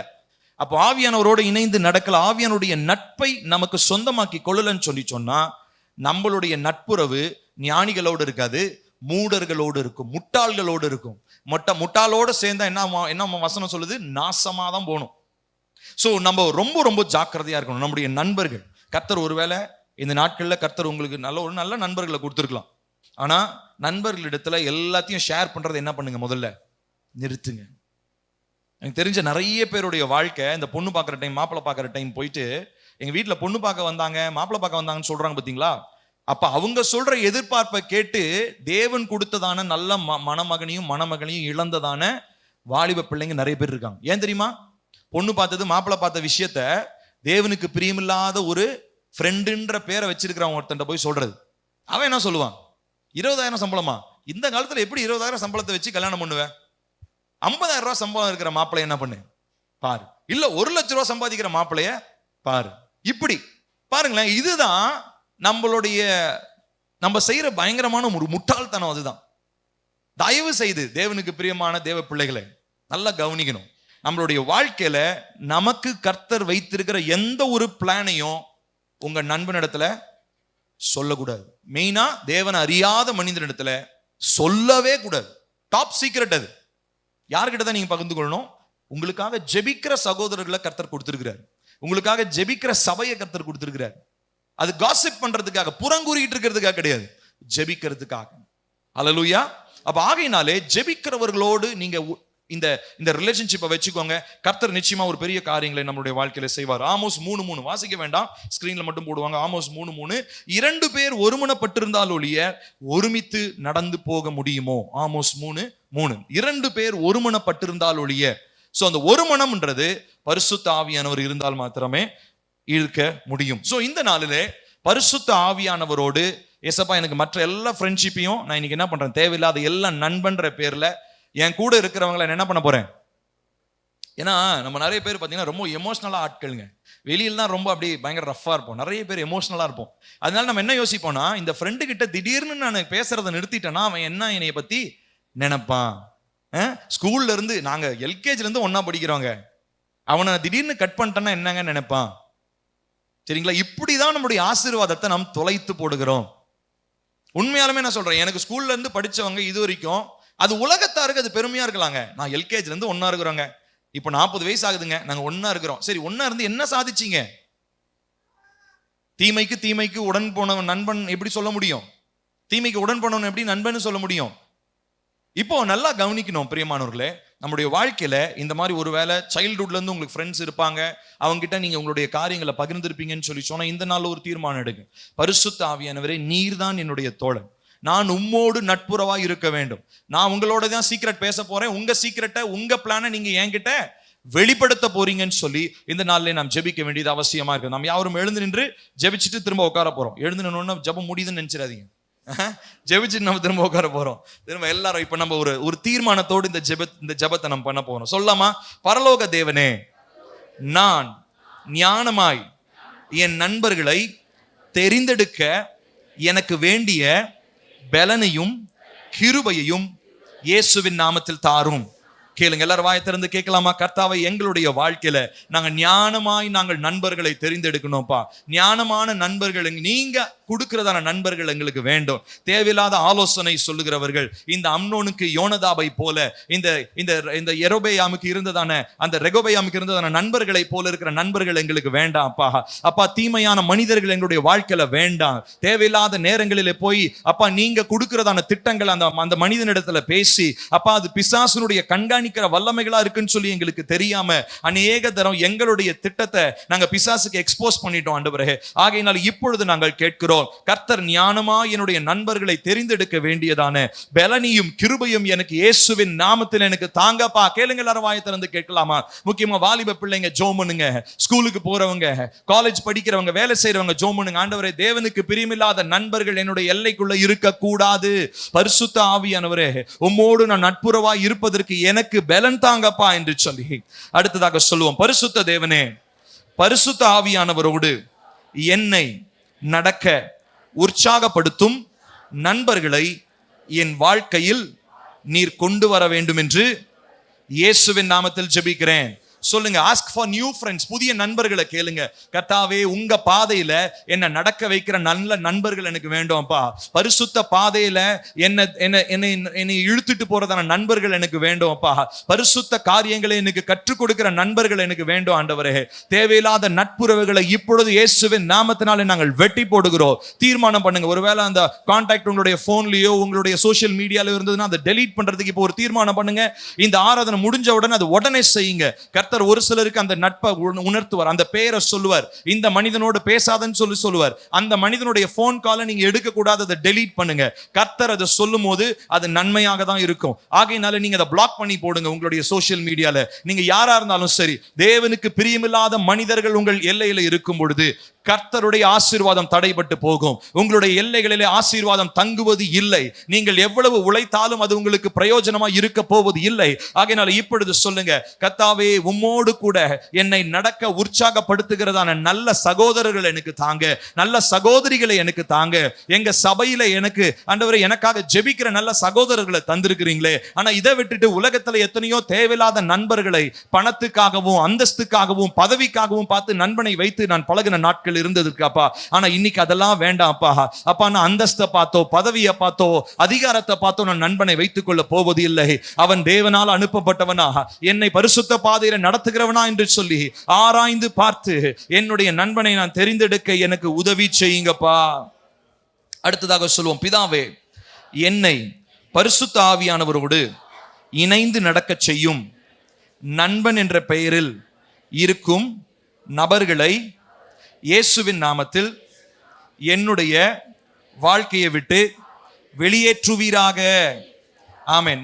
பரிசுத்த ஆவியானவரோடு இணைந்து நடக்கிறதுல நம்மளை தடை செய்கிறதான நண்பன். சோ ஆகையினால இதை சொல்லி நம்ம ஜெபிக்க போறோம். சொல்லாமா, கர்த்தாவே, பரிசுத்த ஆவியானவரை உம்மோடு இணைந்து நடப்பதிலே தடை செய்யும் அந்த நண்பன் என்ற பெயரில் இருக்கும் நபர்களை எங்களுடைய வாழ்க்கையை விட்டு கர்த்தர் வெளியேற்றுங்கப்பா, வெளியேற்றுங்க. சொல்லுங்க, எல்லாரும் வாய் திறந்து சொல்லலாமா? கர்த்தாவே, உங்களோடு இருக்கிற உறவுல பரிசுத்தத்துல எனக்கு எடுக்கிற அந்த நண்பன் என்ற பெயரில் செயல்படுகிற மனிதன் என்னுடைய வாழ்க்கையை விட்டு இயேசுவின் நாமத்தினாலே வெளியேறுவானாக என்று சொல்லி நான் ஜெபிக்கிறேன்.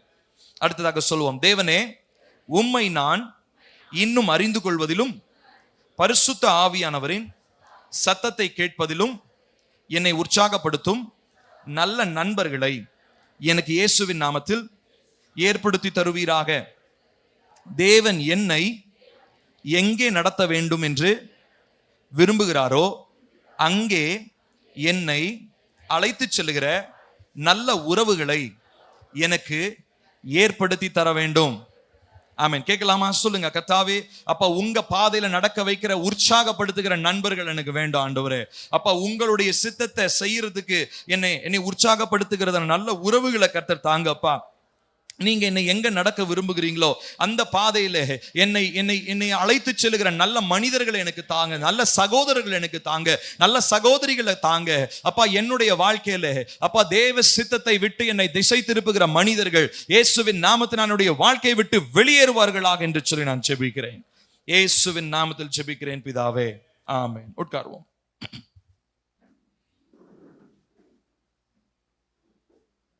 அடுத்ததாக பரிசுத்த ஆவியானவரோடு நமக்கு இருக்கிறதான நேர்மை, the sincerity that you need to have. பரிசுத்த ஆவியானவரோடு நமக்கு இருக்க வேண்டியதான நேர்மை. பொதுவா இந்த சின்சியாரிட்டி, நேர்மை அப்படின்னு சொல்லும் போது இது வந்து நம்ம வேலை காரியங்கள் மாத்திரம் தான் நம்ம புரிஞ்சுக்கும், வேலையில உண்மையா இருக்கிறான் அப்படின்னு சொல்லி. ஆனா பரிசுத்த ஆவியானவர் நம்முடைய வாழ்க்கைக்குள்ள வரும்பொழுது வெறும் வேலை அப்படி மாத்திரம் கிடையாது. நம்முடைய வாழ்க்கையின் எல்லா பகுதிகளிலும் அவர் சின்சியாரிட்டி, நேர்மை அவர் என்ன பண்றாருங்க, எதிர்பார்க்கிறார். ஹானஸ்டி, உண்மையா நம்ம இருக்கணும், நேர்மையா இருக்கணும். எதுல? வேலையில மாத்திரம் இல்ல, எல்லா காரியங்களிலும், குடும்பத்துல, தனிப்பட்ட உறவுல, ஏன் என்னுடைய இருதயத்துல கூட நேர்மைன்றது ரொம்ப ரொம்ப அவசியமாக இருக்கிறது. கர்த்தரிடத்துல வெளிப்படையா இருக்கக்கூடிய மனிதன் ஆசீர்வாதத்திற்கு தடைப்பட்ட மனிதன் அல்ல. திரும்ப சொல்றேன், கர்த்தருக்கு தன்னுடைய இருதயத்தை, தன்னுடைய வாழ்க்கை எல்லாவற்றையும் வெளிப்படையாய் கொடுத்த மனிதன் ஆசீர்வாதத்திற்கு தடைப்பட்ட மனிதன் அல்ல. நம்ம யோசிப்போம், ஏங்க ஆண்டவருக்கு தான் எல்லாமே தெரியுமே, நான் தீமை செய்யறானா நன்மை செய்யறானா எல்லாமே தெரியும், அது என்ன நான் வெளிப்படையா நான் சொன்னாதான் அவருக்கு புரியுமா?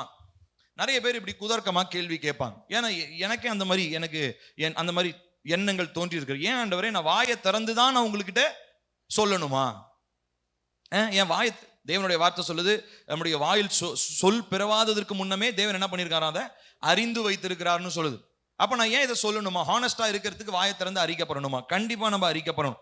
அது ஏன்னு சொல்லி நான் பின்னாடி சொல்றேன். இப்போ நல்லா கவனிக்கணும், இந்த இன்சின்சியாரிட்டி, அதாவது நேர்மை இல்லாத இந்த தன்மை, இது நமக்கும் பரிசுத்த ஆவியானவருக்கும் இருக்கிறதான உறவை துண்டித்து போடுகிறதாக இருக்கிறது. நல்லா கவனிக்கணும், நம்ம தேவனுக்கு முன்னாடி நேர்மையற்றவர்களா நம்ம இருக்கும் பொழுது, சரிங்களா, நல்லா கவனிக்கணும், தேவன் இருதயத்தை ஆராயறவர் தான். ஆனா வாயை திறந்து ஒப்புரவாக வேண்டிய விதங்களிலே கர்த்தரிடத்துல வாயை திறந்து வெர்பலா சத்தத்தை சொல்லி, கர்த்தாவே நான் இந்த விஷயத்துல நான் தவறிட்டேன், இந்த தவறை செஞ்சிட்டேன், இந்த பாவத்தை பண்ணிட்டேன், இதை நான் பார்த்துட்டேன், இல்லை இதை நான் பேசிட்டேன்னு சொல்லி வாயை திறந்து நேர்மை உள்ளவர்களா கர்த்தருடைய சமூகத்துல வாயை திறந்து அறிக்கை பண்ணணும். மனசுக்குள்ள அறிக்கை பண்றது வேற, வாயை திறந்து அறிக்கை பண்றது வேற. ரெண்டு காரியம் நடக்குது. வாயை திறந்து நீங்க அறிக்கை பண்ணும் போது, முதலாவது நீங்க தேவனோடு ஒப்புரவாகிற ஒரு எண்ணம் உடையவங்களா இருக்கிறீங்க. ரெண்டாவதா பிசாசு என்ன தெரியுங்களா, வெட்கப்பட்டு போவான். ஏன்னா நீங்க உள்ளுக்குள்ளே இது பண்ணும் போது, உள்ளுக்குள்ளே நீங்க அதை நினைக்கும் போது பிசாசுக்கு உங்களுடைய மைண்ட் என்ன பண்ண முடியாது, ரீட் பண்ண முடியாது. நல்லா கவனிச்சுக்கோங்க, பிசாசுனால உங்களுடைய மூளை பகுதி என்ன பண்ண முடியாது, ரீட் பண்ண முடியாது. என்ன யோசிக்கிறான்றதை பிசாசுனால யூகிக்க முடியாது. ஆனா வாயினால நீங்க பேசுகிறத நல்லா கவனிப்பான். அப்போ நீங்க வாயை திறந்து நான் செய்த இந்த தவறுக்காக இயேசுவே உம்மிடம் மன்னிப்பு கேட்கிறேன், நான் மனம் வருந்துகிறேன், நீங்க வாயை திறந்து சொல்லும் போது ஒண்ணு நேர்மை உண்டாகுது, இன்னொன்னு அந்த பாவத்தின் மூலமா உங்களுக்கும் பிசாசுக்கு இருக்கிறதான உறவு என்ன பண்ணுதுங்க, வெட்டப்படுகிறது. நான் சொல்றது புரியுதா? சோ அப்போ வெர்பலா வாயை திறந்து சத்தமா நம்முடைய காரியங்களை கர்த்தருடைய சமூகத்திலே நாம் சரி செய்து கொள்ள வேண்டியது ரொம்ப ரொம்ப அவசியமாக இருக்கிறது. அப்போ இவ்விதமாய் இருக்கும் பொழுது கர்த்தருடைய பரிசுத்த ஆவியானவரோடு இருக்கிறதான இந்த உறவை நம்மால சரி செய்து கொள்ள முடியும். இப்போ எல்லா காரியங்களையும் தேவன் பார்க்கிறார், ஆமாவா இல்லையா? எல்லாரும் ஆமேன்னு சொல்றீங்களா இல்லையா? எதுவுமே கர்த்தருக்கு மறைவானது இல்ல. இப்ப நல்லா கவனிக்கணும், ஆதாம் ஏவாள், நல்லா கவனிங்க, ஆதாம் ஏவாள் தப்பு செஞ்சதுக்கு அப்புறம் தேவனுக்கு தெரியுமா தெரியாதா? தெரியும். ஆனா என்ன பண்றாரு, முதல்ல வந்து அவர் கேட்ட கேள்வி தப்பு செஞ்சான்னு கேட்கல, எங்கே இருக்கிறாய், வேர் ஆர் யூ அப்படின்றார். ஒன்னு அவன் சொல்றான், ஆண்டவரே நான் தப்பு செஞ்சிட்டேன், நான் நிர்வாணி என்று அறிந்து கொண்டு நான் மரத்துக்கு பின்னாடி ஒளிஞ்சிக்கிட்டு இருக்கிறேன் அப்படின்னு. உடனே ஆண்டவர் கேட்கிறார், ஆதாமே நான் சொன்ன உனக்கு நீ நிர்வாணின்னு சொன்னது யாரு, நான் சாப்பிடக்கூடாதுன்னு சொன்ன பழத்தை நீ சாப்பிட்டியா? அவன் என்ன சொல்லியிருக்கலாம், ஒரே வார்த்தையா, ஆமா ஆண்டவரே சாப்பிட்டேன், என்ன நீங்க தயவு செஞ்சு மன்னிச்சிருக்கேன் சொல்லிருக்கலாமா? அந்த சுயம் கொடுத்திருந்தாரா தேவன்? இருந்துச்சு. சுய விருப்பம் இருந்துச்சா? இருந்துச்சு. ஆனா அவன் என்ன சொல்ல, மனைவிய சொன்னான். அவங்க கிட்ட போய் கேட்டோன்னா அவங்க சொல்றாங்க, ஆண்டவரே இல்ல ஆண்டவரே, இந்த பாம்பு வந்துச்சு ஆண்டவரே, அது சொன்னதை நான் கேட்டேன் ஆண்டவரே. இப்ப எல்லாரும் தூக்கி தங்களுடைய குறைய, தங்களுடைய பாவத்தை பாம்பு மேல தள்ளி விட்டுலான்னு நினைச்சாங்க. இவங்களுடைய தாட் என்னவா இருந்திருக்கும்னு நான் நினைக்கிறேன்னா, ஆண்டவர் பாம்பை தண்டிச்சு நம்மள என்ன பண்ணிருப்பாரு, ஃப்ரீயா விட்டுருவாரு அப்படின்னு அவங்க நினைச்சிட்டாங்க, ஆதாமும் ஏவாளும். ஆனா ஆண்டவர் பாருங்க என்ன பண்றாரு, சர்ப்பத்துக்கு ஒரு சாபத்தை கொடுத்தார், பாம்புக்கு ஒரு சாபத்தை கொடுத்தார், அடுத்ததா ஏவாளுக்கு ஒரு சாபத்தை கொடுத்தார், அடுத்தது ஆதாமுக்கு ஒரு சாபத்தை கொடுத்தார், அடுத்ததா ரொம்ப முக்கியமா சாபத்தோட அவங்கள விடாம கிருபையா அவங்கள அழிச்சிடாம அவங்களுக்கு அத்தி இலைகளை எடுத்துட்டு அவங்களுக்கு தோல் உடைகளை ஏற்படுத்தி அந்த தோட்டத்தை விட்டு அவங்கள வெளியே துரத்திட்டார். இப்ப பாருங்க, இங்க இருக்கிற பிரச்சனை என்ன? அவங்க கிட்ட என்ன இல்லைன்னா நேர்மை இல்லை, அவங்களிடத்துல சின்சியாரிட்டி கிடையாது. ஆமா ஆண்டவரே நான் சாப்பிட்டேன், இல்ல 2 பேரும் சேர்ந்து கூட சொல்லியிருக்கலாம், ஆமா ஆண்டவரே நாங்க 2 பேரும் இணைந்து என்ன பண்ணிட்டோம், இந்த பழத்தை நாங்க சாப்பிட்டுட்டோம். ஒத்துக்கிட்டு இருந்தா ஆண்டவர் மன்னிச்சிருப்பாரா? கண்டிப்பா மன்னிச்சிருப்பார், நிச்சயமா மன்னிப்பார். ஏன்னா அவருடைய நேச்சர், மன்னிக்கிறது தான் அவருடைய குணம். எப்ப தெரியுமா அவரு நம்மளை நியாயம் தீர்ப்பாரு? நம்ம எப்ப நம்முடைய இருதயத்தை கடினப்படுத்துறோமோ, எப்ப நம்மளுடைய இருதயத்துல பொல்லாங்குகளை வச்சுக்கிட்டு நேர்மையற்றவர்களை வெளியில காண்பிக்கணும்னு நினைக்கிறோம் பாத்தீங்களா, அப்பயே முடிஞ்சு போயிடும் நம்மளுடைய வாழ்க்கை. நல்லா கவனிங்க, தேவனுக்கு முன்பதாக நாம் நேர்மை உள்ளவர்களா இருக்க வேண்டியது ரொம்ப ரொம்ப அவசியம். சரி, நிறைய பேர் தேவனுக்கு முன்னாடி நேர்மையா இருந்துட்டு மத்தவங்க முன்னாடி என்ன பண்ணுவாங்க, வேஷம் போடுவாங்க. ஒன்னு சொல்றேன் கவனிங்க, தேவன் முன்னாடி நேர்மையா இருக்கிறவன் மனுஷன் முன்னாடியும் நேர்மையா இருப்பான். ஹல்லேலூயா. தேவனுக்கு முன்னாடி நேர்மையா இருப்பான், தன்னுடைய வாழ்க்கையில எல்லா காரியங்களிலும் அவன் நேர்மையா இருப்பான். ஏன்னா கர்த்தருடைய கண்கள் அவனை பார்க்கிறது அப்படின்றத அவன் எப்பொழுதுமே அறிந்து வைத்திருக்கிறான். இங்க நடந்த பிரச்சனை என்ன? ஆதாமுக்கும் ஏவாளுக்கும் தேவர் பிளேம் ஷிஃப்டிங். பிளேம்னா என்னதுங்க? குற்றம் சாட்டுதல். குற்றத்தை ஷிஃப்ட் பண்றாங்க. ஒருத்தங்கிட்ட இல்லைங்க நான் இல்லைங்க, அவங்க இல்லைங்க இவங்க. ஏன்னா அந்த பாவத்தன்மை கீழ்ப்படியாம வந்த உடனே என்ன ஆயிடுச்சு, மத்த எல்லா பாவமும் உள்ள வந்துருச்சு. அவங்க செஞ்ச ஒரே ஒரு காரியம் என்ன நினைச்சு, தேவன் சாப்பிடக்கூடாதுன்னு சொன்னதான அந்த மரத்தினுடைய அந்த பழத்தை என்ன பண்ணாங்க, அவங்க சாப்பிட்டாங்க. அதுதான் அந்த ஒரு கீழ்ப்படியாமையினாலே என்ன வந்துச்சு, இந்த இன்சின்சியாரிட்டி, ஏமாத்துறது, மறைச்சு வைக்கிறது, இது எல்லாமே அந்த ஒரு பாவ செயலினுடைய அத்தனை விளைவுகள். நான் சொல்றது புரியுதா? இவங்க டைரக்டா இவங்ககிட்ட இன்சின்சியாரிட்டி டைரக்டா வரல, நேர்மையற்ற தன்மை டைரக்டா இவங்களுக்குள்ள வரல. எப்ப வந்துச்சு? கர்த்தருடைய வார்த்தையை அவங்க மீறி அந்த பழத்தை சாப்பிட்ட அந்த ஒரு செயல் மற்ற எல்லா பாவங்களையும் அவங்களுடைய வாழ்க்கைக்குள்ள திணிச்சிருச்சு. இதுதான் மாம்சத்துக்குள்ள வந்ததான பாவத்தினுடைய தன்மை. சோ மாம்சத்தினுடைய பாவ தன்மையை மீறி தான் நீங்க தேவனுக்கு நேர்மையானவர்களா இருக்கணும். நான் சொல்றது புரியுதுங்களா? அப்ப இதுக்கு நமக்கு உதவி செய்யறவர் யாரு?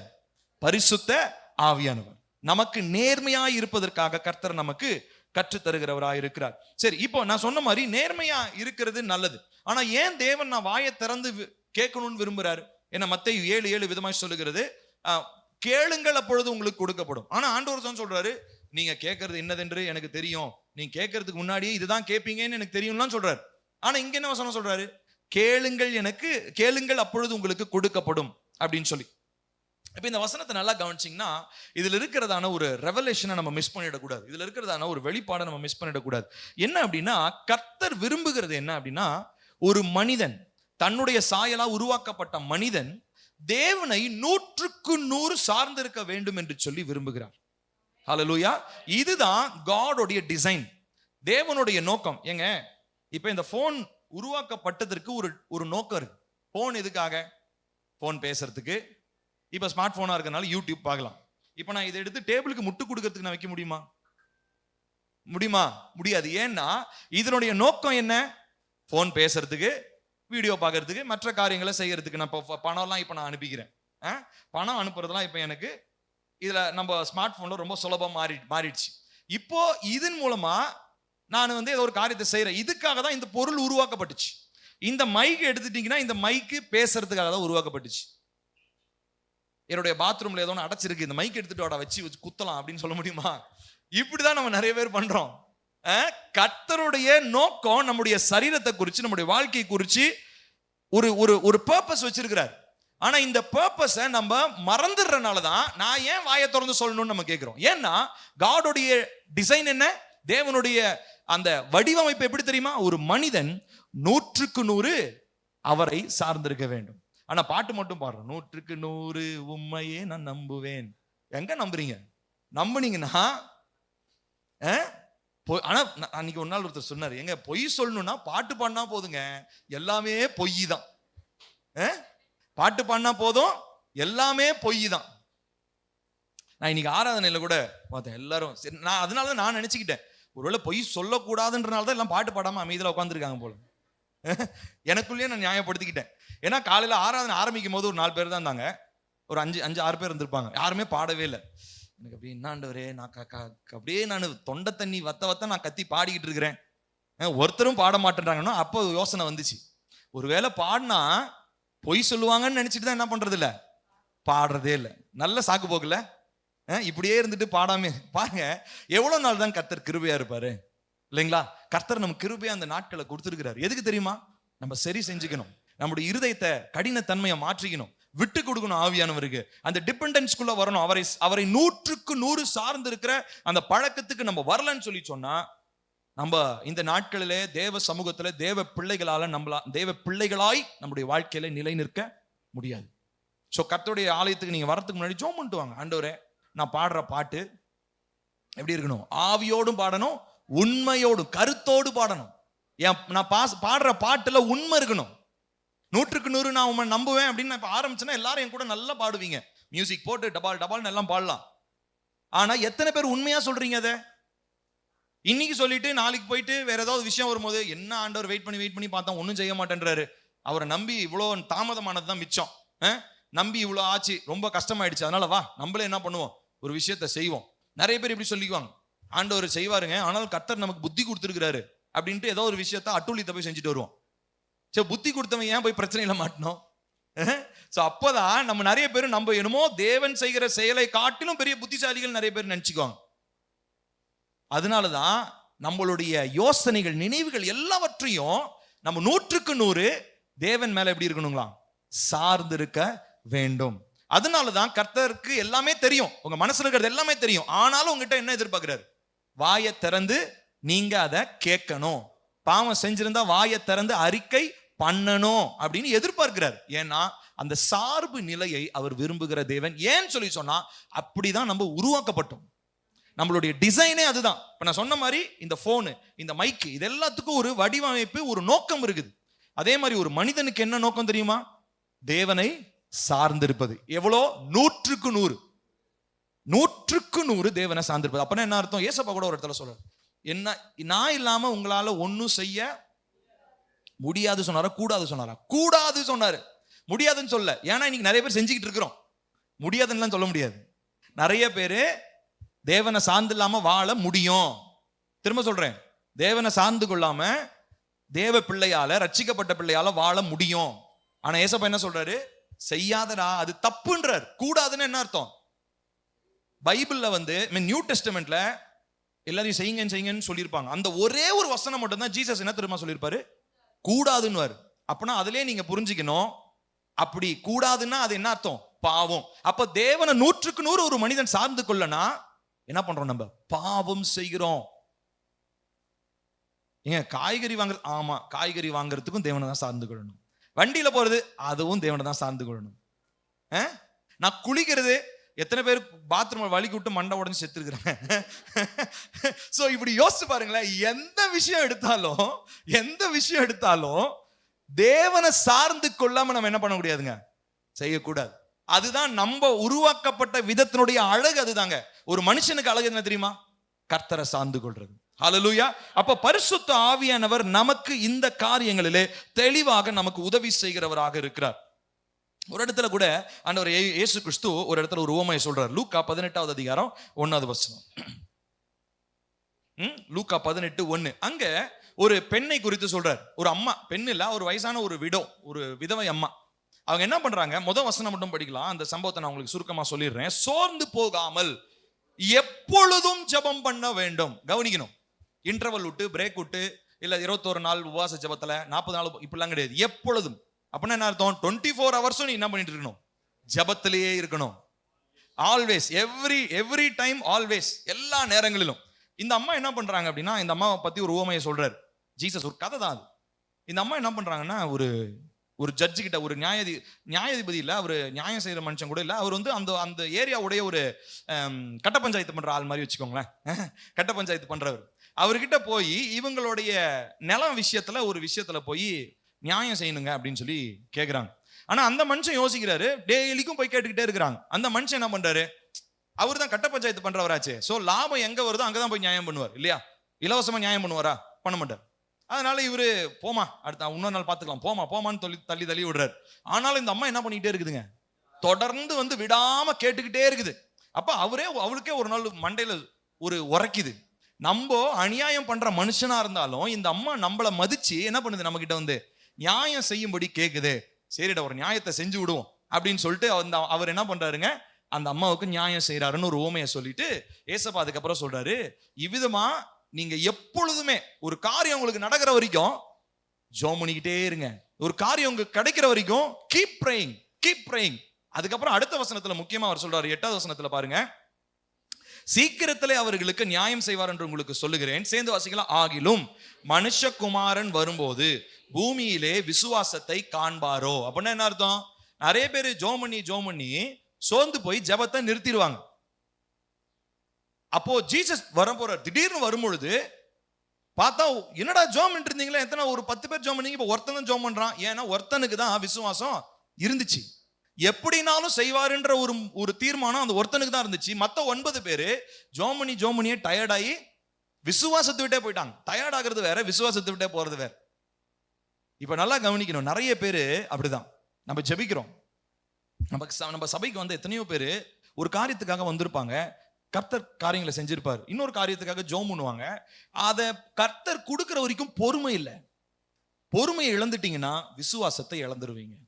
நான் திரும்ப சொல்றேன், பொறுமையை இழந்துட்டீங்கன்னா விசுவாசத்தை இழந்துருவீங்க. ஆனா நம்ம உலகம் என்ன தெரியுமா சொல்லும், ஏங்க இப்ப நடக்கலன்னா எப்பங்க நடக்கும், என்னது கண்ணு போன காலத்துல சூரிய நமஸ்காரம் பண்ணி என்ன பிரயோஜனங்க. நம்ம ஆட்கள் இப்படி அடிச்சு விடுவாங்க. பழமொழிகள்லாம் நிறைய இருக்குது. தேவனை விட்டு திசை திருப்பறதுக்கு பல பழமொழிகள் இருக்கு. ஆனா நீங்க அதெல்லாம் கேட்டுக்கிட்டு இருந்தீங்கன்னா விசுவாசத்தை விட்டு சீக்கிரம் விலகி. அதனாலதான் 100க்கு 100 நம்ம எதை தான் கேட்டுட்டு இருக்கணும், கர்த்தருடைய வார்த்தை, கர்த்தருடைய வசனம். விசுவாசம் கேள்வியினால் வரும், கேள்வி தேவனுடைய வார்த்தையினால் வரும். கேட்கணும், கர்த்தருடைய வார்த்தையை கேட்கணும், கர்த்தருடைய வார்த்தையை வாசிக்கணும். நான் இன்னொரு சிம்பிளான விஷயம் சொல்றேன், மனசுக்குள்ள இனிமேட்டு யாரும் பைபிள் படிக்காதீங்க, சத்தமா படிங்க. நீங்க படிக்கிறதான வார்த்தை, ஒருவேளை தனியா நீங்க பஸ்ல போறீங்க அந்த மாதிரினா அது வேற. பட் வீட்டுல கர்த்தர் உங்களுக்கு சுதந்திரம் கொடுத்துருக்கிறாரு இல்லையா, அப்ப நீங்க உங்க தனிப்பட்ட பிரேயர் டைம்ல பைபிள் வசனத்தை வாசிக்கும் போது உங்க காது கேட்கிற மாதிரி நீங்க சத்தம் போட்டு படிங்க, உங்க காது கேட்கிற அளவுக்கு. ஏன் தெரியுமா? 2 விதத்துல செயல்படும். ஒண்ணு வாய் வழியாவும் போகும் தேவனுடைய வார்த்தை, உங்க காதுகள் வழியாவும் போகும். இது எல்லாமே வாசல்கள்னு சொல்லியிருக்கோம் இல்லைங்களா? இந்த வாசல்கள் எல்லாவற்றிலும் கர்த்தருடைய வார்த்தை என்ன ஆகிட்டே இருக்கணும், போய்கிட்டே இருக்கணும். ஸோ நான் எப்பயுமே தனியா வாசிச்சேன்னா நான் சத்தமா தான் வாசிப்பேன். சத்தமானா என் காது கேட்கிற அளவுக்கு நான் வாசிப்பேன். ஸோ ஆகையினாலே கர்த்தருடைய வார்த்தைக்கு நாம் முழுவதுமாக நாம் நம்ப வேண்டும். நாம் சோர்ந்து போகாமல் இருக்கணும். சோர்ந்து போகாமல் இருக்கணும்னா விசுவாசம் நமக்குள்ளாக நிலைத்திருக்க வேண்டியது அவசியமாக இருக்கிறது. ஸோ தொடர்ந்து நாம் ஜெபிக்க வேண்டும். தொடர்ந்து நாம் ஜெபிக்க நாம் இவ்விதமாக தேவனை சார்ந்து கொள்ளுகிறோம். அல்லேலூயா. சார்ந்து கொள்ளும் போது என்ன நம்ம தெரிவிக்கிறோம், நான் உங்ககிட்ட நேர்மையா இருக்கிற ஆண்டவரே, என்கிட்ட எந்த நேர்மையற்ற தன்மையும் என்னிடத்துல இல்லைன்னு சொல்லி நான் எப்பெல்லாம் அவர்கிட்ட வெளிப்படுத்துறனோ அப்பெல்லாம் அவர் என்னை ஆசீர்வதிக்க சித்தமுள்ளவரா இருக்கிறார். அல்லேலூயா. அடுத்ததாக ஒரு வசனத்தை வாசிப்போம். யோசுவா 24:14. யோசுவா 24:14 சேர்ந்து வாசிப்போமா? ஆகையால் நீங்கள், யோசுவா 24:14, ஆகையால் நீங்கள் கர்த்தருக்கு பயந்து அவரை உத்தமமும் உண்மையுமாய் சேவித்து உங்கள் பிதாக்கள் நதிக்கு அப்புறத்திலும் எகிப்திலும் சேவித்த தேவர்களை அகற்றிவிட்டு கர்த்தரை சேவியுங்கள். பாருங்க, ஒரு கமாண்டாவை யோசுவா சொல்றாரு. என்ன சொல்றாரு? கர்த்தருக்கு பயந்து அவரை உத்தமமும் உண்மையுமாய் சேவித்து. உத்தமமும் உண்மையுமாய், இதுதான் தேவன் எதிர்பார்க்கிறார். நேர்மையா இருக்கணும், உத்தமமா இருக்கணும் என்று சொல்லி. அடுத்ததாக 1 தீமோத்தேயு 1:5 விதமாக இருக்கிறது.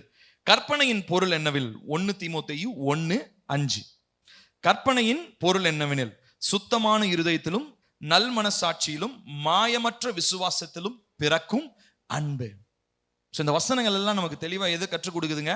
நல் மனசாட்சி, சுத்தமான இருதயம், நேர்மை.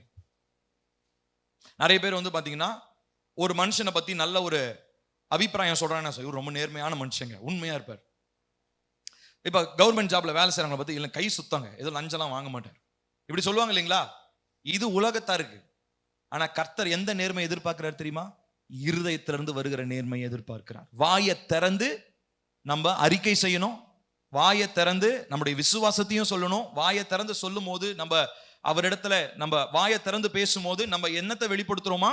தேவன் மேல நான் 100க்கு 100 சார்புடையவனா இருக்கிறேன் என்பதை நான் வெளிப்படுத்துகிறேன். ஏன்னா நான் உருவாக்கப்பட்ட விதமே தேவனோடு கூட தேவனை சார்ந்திருக்கும்படியாக தான் உருவாக்கப்பட்டிருக்கேன். நானு, நீங்க, இவங்க எல்லாமே. இப்ப சின்ன குழந்தைய ஒரு பாப்பா, அனன்யா பாப்பா இருக்கிறான்னு வச்சுக்கோங்க. இந்த பாப்பா பெருசா வளரும் போதே பெற்றோருடைய வேலை என்ன தெரியுமா? நீ யாரை சார்ந்து கொள்ளணும்? தேவனை சார்ந்து கொள்ளணும். பெற்றோருக்கு அதுதான் ஃபர்ஸ்ட் ஜாபே. அதான் சோறு போடுறது கூட ரெண்டாவது தான். முதல் வேலை என்ன தெரியுங்களா? பிள்ளைகளுக்கு தேவனை சார்ந்து கொள்வதை கற்றுக் கொடுக்க வேண்டும். Teach them to depend on God. தேவனை சார்ந்து இருக்க பிள்ளைகளுக்கு நாம் கற்றுக் கொடுக்க வேண்டும். இதுதான் நம்ம பிள்ளைகளுக்கு கொடுக்கிற பெரிய ஆசீர்வாதம். ஹல்லேலூயா. பிள்ளைக்கு நீங்க 1 லட்சம் ரூபாய் 1 கோடி ரூபாய் பேங்க் பேலன்ஸ் போட்டு வைக்கிறது கிடையாது. பிள்ளைக்கு எல்லா சூழ்நிலையிலும் தேவனை சார்ந்து கொள்ள கற்றுக் கொடுக்க வேண்டும். ஹல்லேலூயா. ஆமென். பெற்றோர்களா நம்ம எல்லாரும் செய்ய வேண்டிய ஒரு காரியம். இப்போ இந்த தேவனை சார்ந்து இருக்கிற இந்த காரியத்திற்காக, நேர்மைக்காக நாம் ஜெபிக்க போகிறோம். எழுந்து நிற்கலாமா? எழுந்து நின்று நாம் ஜெபிச்சுட்டு திரும்ப அடுத்த பாட்டுக்குள்ள போக போறோம். கேட்கலாம். பரலோக பிதாவே, சொல்லுங்க. பரலோக பிதாவே, நான் எத்தனாய் ஏமாற்றுகிறவனாய் நேர்மை இல்லாமல் உண்மை இல்லாமல் இருந்து உம்முடைய இருதயத்தை நோகடித்ததற்காக இயேசுவின் நாமத்தில் நான் உம்மிடம் மன்னிப்பை கேட்கிறேன். கேளுங்கள் எல்லாரும். கர்த்தாவே, நான் நிறைய தடவை உங்களுக்கு பிரியமில்லாத காரியங்களை இருதயத்துல மறைச்சு வச்சுட்டேன். தேவனுக்கு தான் எல்லாமே தெரியுமேன்னு சொல்லி நான் நிறைய காரியங்களை வாயை திறந்து என்னுடைய பாவங்களை நான் அறிக்கை செய்யல. சொல்லுங்க, நேர்மையா சொல்லுங்க. ஆண்டவர் முன்னாடி சொல்லுங்க. நீங்க எனக்கு சொல்ல வேணாம், நீங்க யாருக்கும் சொல்ல வேணாம். நீங்க தேவனுக்காக சொல்லுங்க. கர்த்தாவே, இன்னைக்கு என்னுடைய காரியங்களை உங்க சமூகத்துல நான் கொண்டு வரேன். நான் நேர்மை இல்லாம உண்மை இல்லாம என்னுடைய இருதயத்தை கடினப்படுத்தி கொண்டு உங்க இருதயத்தை நான் நோகடிச்சுட்டேன்ப்பா. உங்களை நான் 100க்கு 100 நான் சார்ந்து கொள்வதில் நான் தவறிட்டேன்ப்பா. அதற்காக என்னை தயவாய் இப்பொழுது மன்னிப்பீராக. இயேசுவே, என்னை மன்னிப்பீராக. இயேசுவே, எனக்கு விடுதலை தருவீராக. ஓ, இந்த நாட்களிலே இந்த குற்ற உணர்ச்சியிலிருந்து எனக்கு விடுதலையை தாங்க. இனிமேலும் என்னுடைய இருதயத்தின் எல்லா பகுதிகளிலும், என்னுடைய வாழ்க்கையின் எல்லா பகுதிகளிலும், வேலையிலும், படிப்பிலும், எதிர்காலத்திலும், திருமணத்திலும், பிள்ளையினுடைய வாழ்க்கை எல்லா காரியங்களிலும் 100க்கு 100 நாங்கள் உங்களையே சார்ந்திருக்க பரிசுத்த ஆவியானவரே, நீர் எங்களுக்கு உதவி செய்யுங்க. இயேசுவே, உம்முடைய கிருபை எங்களுக்கு தாங்க என்று சொல்லி நாங்கள் கேட்கிறோம்.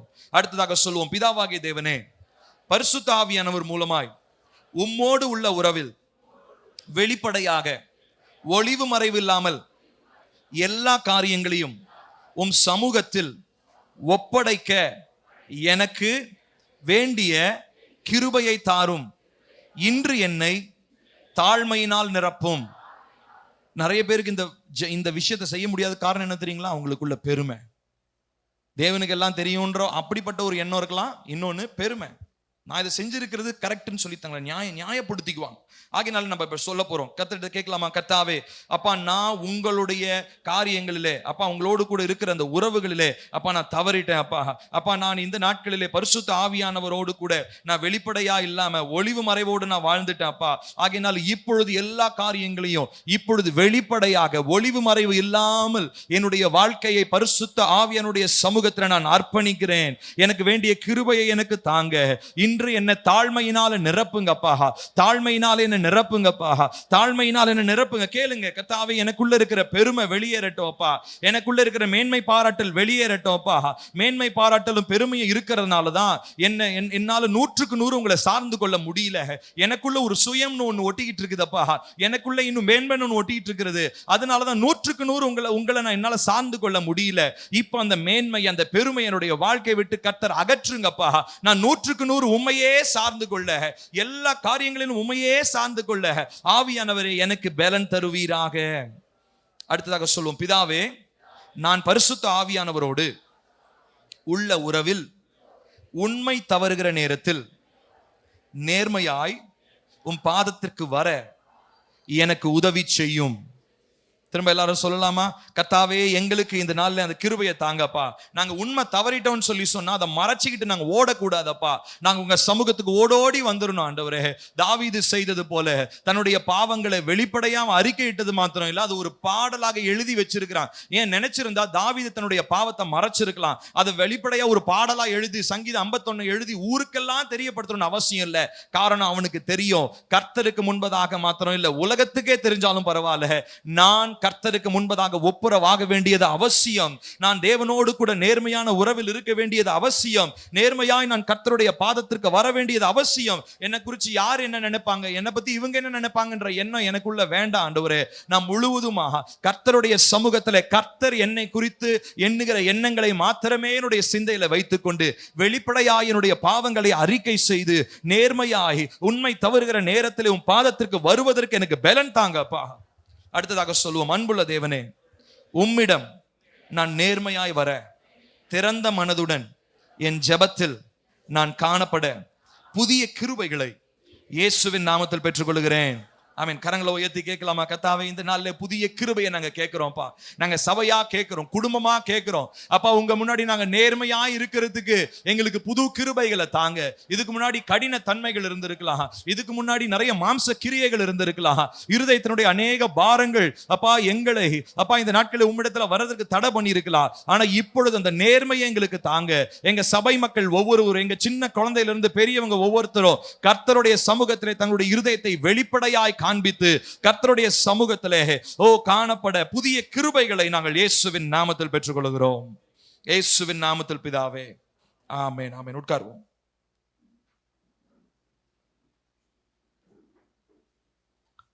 நிறைய பேர் யோசிக்கிறாங்க, உட்கார்றது எந்திரிக்கிறது இன்னும் எவ்வளவு நேரம் பண்ண போறான்னு தெரியலையே. முடிச்சா கடைசி டாபிக். ஏன்னா உட்கார்ந்து அப்படியே நிறைய பேர் அப்படியே ஆமா ஜெப நிலைக்கு போயிடுறீங்க. தியானம் கூட கிடையாது, அப்படியே ஜபத்துக்கு போயிடுறீங்க. பிரசங்கம் பண்ணும் போதே ஜபம் தான். நம்மள மாதிரி யாரும் ஜெபம் பண்ண முடியாது. ஆனா வீட்டில் மட்டும் ஜெபம் பண்ண மாட்டோம். சர்ச்சுக்கு வந்தா மட்டும் ஜெபம் கண்ண மூடி. சரி, அடுத்ததா மூன்றாவது நாம் பார்க்கிறது, தேவன் வெறுக்கிறதான காரியங்களை நாம் வெறுக்க வேண்டும். Hate the things that the Spirit hates. பரிசுத்த ஆவியானவர் வெறுக்கிற காரியங்களை நாம் வெறுக்க வேண்டியது அவசியமாக இருக்கிறது. இது மூன்றாவது டாபிக். இப்போ நல்லா கவனிக்கணும். இப்போ இயேசு கிறிஸ்து இந்த பூமியில இருந்தப்போ அவர் பூமியில ஒரு முக்கியமான ஒரு பிரேயர் ஒன்று பண்ணாரு. இதை நீங்க மார்க் பண்ணிக்கோங்க, வீட்டுக்கு போய் படிங்க. யோவான் 17வது அதிகாரம். இந்த யோவான் 17 17 John 17 இந்த ஜெபத்தில் இருக்கிற ஒரு வசனத்தை மட்டும் நம்ம வாசிக்கலாம். யோவான் 17:22 வாசிக்கலாமா? நாம் ஒன்றாயிருக்கிறது போல அவர்களும் ஒன்றாயிருக்கும்படி நீர் எனக்கு தந்த மகிமையை நான் அவர்களுக்கு கொடுத்தேன். இப்போ ஆண்டவராகிய இயேசு கிறிஸ்து ஒரு காரியத்தை செய்யறாரு. பிதாவின் இடத்துல ஜெபம் பண்றாரு. இந்த பகுதிக்கு பிரதான ஆசாரியனுடைய ஜெபம்னு பேர். ஹை பிரீஸ்ட்லி பிரேயர்னு சொல்றாங்க. உலக மக்கள் எல்லாருக்காகவும் அவர் ஜெபம் பண்ணார் இந்த பூமியில இருந்தப்போ. இன்னும் நமக்காக பரிந்து பேசுகிறார். இப்ப இண்டிவிஜுவலா நம்ம ஒவ்வொருத்தருக்காக பரிந்து பேசுறாரு. அப்போ ஒட்டுமொத்தமா ஒரு பிரேயர் பண்ணார். அந்த பிரேயர்ல உள்ள ஒரு பார்ட். இப்போ இவர் என்ன சொல்றாருன்னா, நாம் ஒன்றாய் இருக்கிறது போல அவர்களும் ஒன்றாய் இருக்கும்படி நீர் எனக்கு தந்த மகிமையை நான் அவர்களுக்கு கொடுத்தேன். இப்போ when we started believing Jesus, இயேசு கிறிஸ்துவை நாம் விசுவாசிக்க ஆரம்பித்த பொழுது நாம் கர்த்தருடைய மகிமைக்கு பங்குடையவர்களாக நாம் என்ன ஆயிட்டோம்? மாறிட்டோம். ஒருவேளை நீங்க அதை உணர்றீங்களோ உணரலையோ, அது நம்ம மண்டைக்குள்ள ஏறுனுச்சோ ஏறலையோ, அது எனக்கு தெரியாது. ஆனா நீங்க இந்த நாள்ல நல்ல தெளிவா வச்சுக்கோங்க, நீங்க இயேசு கிறிஸ்துவை நம்ப ஆரம்பிச்ச அந்த நொடியிலேயே கர்த்தருடைய மகிமைக்கு பங்குள்ளவர்களாக மாறிட்டீங்க. ஏன்னா இந்த பிரேயரை இன்னைக்கு நேத்து இல்ல, 2000 வருஷத்துக்கு முன்னாடியே ஜீசஸ் என்ன பண்ணிட்டாரு? செஞ்சிட்டார். சோ அந்த பிரேயருக்கான பதில் இயேசு செஞ்சதுனால, பரிசுத்தமுள்ள இருதயத்தோட அவர் செஞ்சதுனால அந்த ஜெபத்துக்கு பதில் வந்துச்சா வரலையா? வந்திருக்கு. அப்படின்னா என்ன அர்த்தம்? நம்ம எல்லாருமே தேவனுடைய அந்த மகிமையில நம்ம என்ன பண்ணப்பட்டிருக்கிறோம்? இணைக்கப்பட்டிருக்கிறோம். ஆனா நம்ம இதை புரியல. நமக்கு இந்த விஷயம் புரியல. எங்க மகிமைனாலே என்னன்னு தெரியும். அப்புறம் எப்படிங்க மகிமையில நான் இணைக்கப்படுறது? மகிமைன்றது இது பழைய ஏற்பாட்டுல நம்ம மகிமைன்னா எப்படி பார்ப்போம்னா, தேவனுடைய மகிமை மேகம் போல வந்தது, தேவனுடைய மகிமை மேகமூட்டமா இருந்தது, தேவனுடைய மகிமை அப்படி ஒரு என்ன சொல்றது, இடி மின்னலை போல இருந்தது, சத்தம் மாதிரி இருந்துச்சு. இப்படிலாம் தேவ மகிமையே நம்ம ஓல்ட் டெஸ்டமெண்ட்ல நம்ம வாசிக்கிறோம். ஆனா நியூ டெஸ்டமெண்ட்ல பார்க்கும்போது தேவனுடைய மகிமைன்றது 2 காரியங்கள் தான். அது இயேசு கிறிஸ்துவை பத்தி சொல்லுது. அவர் கிருபையும் சத்தியமும் நிறைந்தவராய் இந்த பூமிக்கு வந்தார். சோ ஜீசஸ், இன்ஃபேக்ட் அதை நம்ம இன்னும் கொஞ்சம் எக்ஸ்பிளைனா நம்ம வெளிப்படுத்தி சொல்லணும் அப்படின்னு சொன்னா, ஜீசஸுக்கு உள்ள இருந்ததான அந்த கிருபையும் சத்தியமும் தான் உங்களுக்கும் எனக்கும் கர்த்தருடைய மகிமையாக இருக்கிறது. சோ நம்ம மேல கர்த்தர் என்ன வச்சிருக்கிறாரு? கிருபை வச்சிருக்கிறாரு.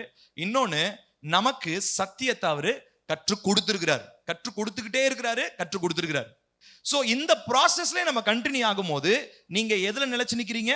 மகிமையில நிலைச்சு நிக்கிறீங்க. நான் சொல்றது புரியுதா? சோ மகிமைனா என்னதுங்க? நியூ டெஸ்டமென்ட் பிரகாரம் புதிய உடன்படிக்கை பிரகாரம் என்னதுங்க? கிருபையும் சத்தியமும். ஏன்னா ஜீசஸ் அப்படிதான் வந்தார். இயேசு கிறிஸ்துவை பற்றி யோவான் 1வது அதிகாரத்துல நம்ம வாசிக்கிறோம். அவர் கிருபையும் சத்தியம் உடையவராகி அவர் என்ன பண்றாரு? நமக்குள்ளாக வந்து அவர் வாசம் பண்ணினார் அப்படின்னு சொல்லி. அப்போ இந்த மகிமையில நமக்கு கிடைக்கக்கூடிய ஒரு பெரிய ஸ்லாக்கியம் என்னன்னா, நம்மளும் தேவனும், நீங்களும் நானும் பரிசுத்த ஆவியானவரும் ஒன்னா இருக்கிறதுக்கு, எப்பயுமே ஒன்னா இருக்கிறதுக்கு நமக்கு ஒரு கிருபையை கர்த்தர் தரார். அல்லேலூயா. ஒருவேளை நீங்க இங்க இருக்கலாம், நீங்க தூரமா ஒரு இடத்துல இருக்கலாம், ஆனாலும் நம்மளை இணைக்கிறவர் யாரு? தேவனுடைய ஆவியானவர். நிறைய நேரங்களில் சபையில் நிறைய பேருக்கு நான் ஃபோன், அன்னைக்கு ஒரு நாள் திடீர்னு ஒரு அண்ணனுக்கு ஃபோன், நம்ம சர்ச்சில் இருக்கிற ஒரு அண்ணனுக்கு திடீர்னு எனக்கு சாயங்காலத்தில் அவரை குறித்து ஒரு மாதிரி பாரமாக இருந்தது. நான் அண்ணனுக்கு ஃபோன் பண்ணி, அண்ணே என்னண்ணே எப்படி இருக்கிறீங்க? நல்லா இருக்கிறேன் அப்படின்னாரு. எப்படிண்ணே இருக்கீங்க, நல்லா இருக்கீங்களா? அப்புறம் அவர் ஆஃபீஸில் இருக்கிற ஒரு சில பிரச்சனையை அவர் சொன்னார். அதுக்கப்புறம் நான் ஜோம் பண்ணதுக்கு அப்புறம் மனசு இப்போ நல்லா இருக்குப்பா. இப்போ பாருங்க, அவருக்கு ஆஃபீஸில் இருக்கிற பிரச்சனை எனக்கு ஏன் தெரியணும்? இல்லை எனக்கு ஏன் தேவன் வெளிப்படுத்த? நான் பாஸ்டரா இருக்கிறனால கிடையாது. எனக்கு என்னையும் அவரையும் இணைக்கிறது ஒரே ஆவியானவர். அல்லேலூயா. அப்போ அவருடைய இருதயத்துல வேதனை காணப்படும் போது அது கர்த்தர் என்னுடைய இருதயத்துல வெளிப்படுத்துறார். என்னுடைய இருதயத்துல ஒரு காரியம் இருக்கும் போது எனக்கு நெருக்கமா இருக்கிற ஒருத்தங்களுக்கு அவர் அதை வெளிப்படுத்துவார். என்னத்துக்காக? புறங்கூறுவதற்காக கிடையாது, குற்றப்படுத்துவதற்காக கிடையாது, அவர்களுக்காக ஜெபிப்பதற்கு, திறப்பின் வாசல் நின்று அவர்களுக்காக மன்றாடுவதற்காக. உங்களோடு கூட தேவன் இருக்கிறார். இப்ப பொதுவா உலக மனுஷன் என்ன சொல்லுவான்? ஏதோ பிரச்சனை வந்துச்சுன்னா, கவலைப்படாதீங்க, உங்களோட நான் இருக்கிறேன். இருப்பானா? 4 நாள் இருப்பான், 40வது நாள் ஓடிடுவான். ஆனா நம்ம கூட இருக்கிறவரு எப்பயுமே தேவன் தான். சோ அதனாலதான் நம்ம போய் ஒருத்தங்களுக்கு ஆறுதல் சொல்லும் போது இந்த வார்த்தையை நம்ம பயன்படுத்தக்கூடாது. கவலைப்படாது, நான் உங்களோட இருக்கிறேன். கண்டிப்பா நம்ம இருப்போம், ஆனா அதை விட நம்ம பிரதானப்படுத்த வேண்டியது என்ன தெரியுமா? தேவன் உங்களோடு இருக்கிறார். ஹல்லேலூயா. அந்த ஒரு கான்பிடன்ஸ் தான் தேவ பிள்ளைகளாகிய நமக்கு கர்த்தர் கொடுக்கிற ஒரு நம்பிக்கை. தேவன் என்னோடு கூட இருக்கிறார். ஹல்லேலூயா. அப்போ காரணம் என்னன்னா, நம்ம இணைக்கிறவர் தேவன். அப்போ இந்த இவ்விதமாய் நாம் தேவனுடைய ஆவியானவரோடு ஒரு அலைன்மெண்ட்ல நம்ம இருக்கணும். இப்போ கார் ஓட்டுறவங்களுக்கு நல்லா தெரியும், ஏற்கனவே சொல்லியிருக்கேன் இந்த எக்ஸாம்பிள். கார் ஓட்டுறவங்களுக்கு நல்லா தெரியும், வீல் அலைன்மெண்ட்ன்றது ரொம்ப ரொம்ப முக்கியம். சரிங்களா? வீல் அலைன்மெண்ட்னு சொல்லுவாங்க. கார் ஓட்டாதவங்க தெரிஞ்சுக்கோங்க. இப்போ நம்ம கவர்மெண்ட் பஸ்ல செய்யாத ஒரு விஷயம் வீல் அலைன்மெண்ட். பார்த்துருக்கிறீங்களா? டிரைவர் இப்படி இழுத்து பிடிச்சி ஓட்டிட்டு போவார். ஏன்னா ஸ்டேரிங்க நேரா விட்டாருன்னா பஸ்ஸு கோணையா போகும், ஆனா ஸ்டேரிங்க கோணையா பிடிச்சாருன்னா பஸ்ஸு நேரா போகும். ஏன்னா நம்ம ஊர் கவர்மெண்ட் அப்படி. இப்போ நல்ல கார் ஓட்டுறவங்களாம் என்ன பண்ணுவாங்கன்னா, வீலை வந்து என்ன பண்ணணும், அலைன் பண்ணி வைக்கணும். அலைன்மெண்ட்னா என்னது? அந்த வண்டியினுடைய அந்த உடம்பு பாடி பார்ட்டும் அந்த வீலும் எப்படி இருக்கணும்? ஸ்ட்ரைட்டா இருக்கணும். இது ஸ்ட்ரைட்டா இருக்கும்போது ஸ்டேரிங் எப்படி இருக்கணும்? ஸ்ட்ரைட்டா இருக்கணும். இதுதான் வீல் அலைன்மெண்ட். இப்போ இந்த வீல் அலைன்மெண்ட் மாறிடுச்சுன்னா, நீங்க லெஃப்ட்ல போகணும்னு லெஃப்ட்ல போகணும் லெஃப்ட்ல திருப்பினீங்கன்னா அது ரைட்ல வாங்கிட்டு போகும். அப்புறம் நேரா போகாம நம்ம கோணையை போய் எங்கேயாவது போய் இடிச்சிட்டு தான் நிக்கணும். இப்ப பாருங்க, அந்த இதுதான் அலைன்மெண்ட். அலைன்மெண்ட் என்ன அர்த்தம்? மூணுமே. இப்ப கார்ல ஸ்டேரிங், அப்புறம் உடம்பு, அந்த பாடி பார்ட், அப்புறமா வீல், இது மூணுமே எப்படி இருக்கணும்? ஒரே கோட்ல இருக்கணும். அப்பதான் நம்ம வேணும்ன்ற இடத்துக்கு திருப்பும் போது அந்த வண்டி என்ன ஆகும்? திரும்பும். இதே தான் வந்து தேவ பிள்ளைகளுடைய வாழ்க்கையிலும் பரிசுத்த ஆவியானவரோடு நீங்களும் நானும் எப்படி இருக்கும் தெரியுங்களா? ஸ்ட்ரெயிட் லைன்ல இருக்கணும். அலைன்மெண்ட் ஸ்ட்ரெயிட்டா இருக்கணும். இந்த அலைன்மெண்ட்டை தான் நம்ம ஒவ்வொரு நாளும் ஜெப நேரத்தில் நம்ம செக் பண்றோம். நான் பரிசுத்த ஆவியானவரோடு அலைன்மெண்ட்ல இருக்கிறேனா, அவரோடு கூட நான் அந்த நேர்கோட்டில் நான் இருக்கிறேனா. தினந்தோறும் ஜெபிக்கணும்ன்றது ஏன் தெரியுமா? நம்ம அலைன்மெண்ட்டை நம்ம ஒழுங்கா பார்த்துக்கணும். இல்லைன்னா நம்ம வண்டி எங்கேயாவது போய் முட்டி மோதி ஒரு புளிய மரத்துல மோதி நிற்கும். அப்போ புலம்புவோம், ஐயோ என் வாழ்க்கை இப்படி ஆயிப்போச்சே, இப்படி ஆயிப்போச்சே, நாசம் வந்துருச்சே, தீமை வந்துருச்சே. காரணம் என்ன? தினந்தோறும் செய்ய வேண்டிய அந்த பரிசோதனை. என் வீலு, காரு, ஸ்டேரிங் எல்லாம் ஒழுங்கா இருக்கா அப்படின்னு பார்ப்போம். ஒரு சிலர்லாம் ஓட்டி அப்படியே பழகிடுவாங்க, அப்படியே கோணையாவே பிடிச்சிட்டு ஓட்டுவாங்க. அப்ப நான் சொன்ன மாதிரி கவர்மெண்ட் பஸ்லாம் பார்த்தீங்கன்னா இப்படி டிரைவர் நான் பார்த்துருக்கேன். நிறைய கவர்மெண்ட் பஸ்ல ஸ்டேரிங் வந்து 4 சுத்தி இப்படி வச்சு தான் ஓட்டிட்டு போவார் அவர். அப்போதான் நேரா போகும். ஒரு சில பஸ் எல்லாம் பாடியே கோணையாவே இருக்கு, இப்படியே தான் போகும் பஸ்ஸே. இப்படி போகும், இப்படி போகாது, இப்படி கோணையா போகும். நிறைய பேர் ஓட்டி அப்படியே பழகமாயிட்டாங்க. ஆனா என்னைக்கு போய் அந்த மாதிரி பஸ் எல்லாம் ஈஸியா என்ன ஆயிடுங்க, சீக்கிரமா போய் ஆக்சிடென்ட் ஆயிடும். இதே மாதிரிதான் நிறைய பேரு நமக்கும் தேவனுக்கும் இருக்கிறதான அந்த சரிவர், அந்த அந்த அந்த நேர்கோட்ல நான் அவரோடு இசைந்து இருக்கிறேனா அப்படின்ற நம்ம பரிசோதனை பண்ணலனா கிருபையில நீங்க ஓடலாம், ஆனா என்னைக்காவது ஒரு நாள் உங்களுடைய வாகனம் முட்டி மோதி நிக்க போகுது. ஆகையினாலே காரியத்தை நாம் புரிந்து கொள்ள வேண்டும். So the things that the Spirit of God hates, தேவனுடைய ஆவியானவர் வெறுக்கிற காரியங்களை நாம் வெறுக்க வேண்டியது அவசியமாக இருக்கிறது. சோ உதாரணத்திற்கு பரிசுத்த ஆவியானவர் உங்களை போ அப்படின்னு சொன்னார்னா போகணும். பரிசுத்த ஆவியானவர் வேணான்னு சொன்னா போக, திரும்ப சொல்லுங்க, போக கூடாது. இப்போ ஒரு சிலர்லாம் வந்து பாத்தீங்கன்னா ரூட் சொல்றதுல ரொம்ப மோசம் பண்றாங்க. முன்னாடி உட்கார வச்சு கார்ல ரூட் சொல்ற கேட்டீங்கன்னு வச்சுக்கோங்களேன், கொடுமை போயிடுவாங்க. எனக்கு தெரிஞ்ச ஒரு அண்ணன் இருக்கிறாரு, சரிங்களா? அவர் வந்து உண்மையா நடந்த சம்பவம். எனக்கு தெரிஞ்ச ஒரு அண்ணன், அவர் அவங்களுடைய ஒய்ஃப், அவங்ககிட்ட ஒரு நாள் அவங்க ஒய்ஃப் மட்டும் தான் அந்த இடம் தெரியும், ஒரு கடைக்கு போகணும். அதனால இவர் என்ன பண்ணாராம், உட்காந்து நீ ரூட் சொல்லுமா, ஜிபிஎஸ்ல கிடைக்கல, நீ ரூட் சொல்லுமா அப்படின்னாரு.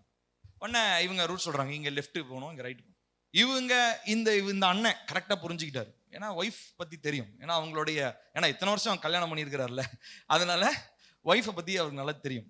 அதனால இவர் கரெக்டா லெஃப்ட்னா ஒரு ரைட் திரும்புவாங்க, இவங்க ரைட்னா ஒரு லெஃப்ட் திரும்புவார். அவங்க சொல்றதுக்கு எல்லாம் ஆப்போசிட்டா, இங்க நேரா போகணும்னா அங்க யூ டர்ன் போறது, இந்த மாதிரி ஏதோ செஞ்சு கடைசி அவங்க போக வேண்டிய கடை கரெக்டா போயிட்டாங்க. இந்த மாதிரி நான் சொன்னோன்னே என்ன சீரியஸ், ஆனா உண்மையாப்பா அப்படின்னாரு. உலகத்திலே பயங்கரமான அற்புதம் அதுதான் இருக்கும் அப்படின்னு சொல்லி நான் சிரிச்சிட்டு இருந்தேன். ஏன் சொல்றேன்னா, இப்போ பாருங்களேன், இப்போ ஒரு ஹஸ்பண்ட் அண்ட் ஒய்ஃபுக்கு இது ஒரு காமனான விஷயமா இருக்கலாம். ஏன்னா ஒய்ஃப் வந்து அந்த அளவுக்கு மேப்பிங்லாம் அவங்க, நான் சொன்னேன் இல்லைங்களா, அவங்களுடைய மைண்ட் வேற மாதிரி இருக்கும். அதனால அவங்கள நம்ம ரூட் சொல்ல விட்டோம்னா நம்ம வாழ்க்கையில ஆமா அப்புறம் வேற எங்கேயாவது போய் நிக்கணும். அவருக்கு அன்னைக்கு ஏதோ தேவ கிருபையில அவர் போய் சேர வேண்டிய இடத்துக்கு அவர் போயிட்டார், கடைக்கு போயிட்டார். ஆனா நம்ம ஒரு வேளை இதை கேட்டுக்கிட்டு இருந்தோம்னா நம்ம இது மாறி போயிடும். நான் என்ன சொல்ல வரேன்னா, இவ்விதமா தான் நம்முடைய வாழ்க்கையில நம்ம நடத்தப்படுறோம். நம்ம தேவனுடைய ஆவியானவர் லெஃப்ட் சொன்னா நம்ம ரைட்டு போறது, அவரு நில்லுன்னா அப்பதான் நடக்கிறது, நீ நடனா அப்போ ஓடுறது.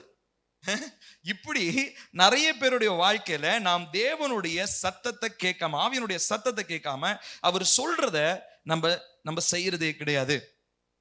நிறைய நேரங்கள்ல கர்த்தர் முன்னாடி போகாத, இருக்கிற இடத்துல அப்படி நில்லுன்னுவாரு, ஆனா நிக்க மாட்டோம், அப்ப நடந்துட்டு இருப்போம்.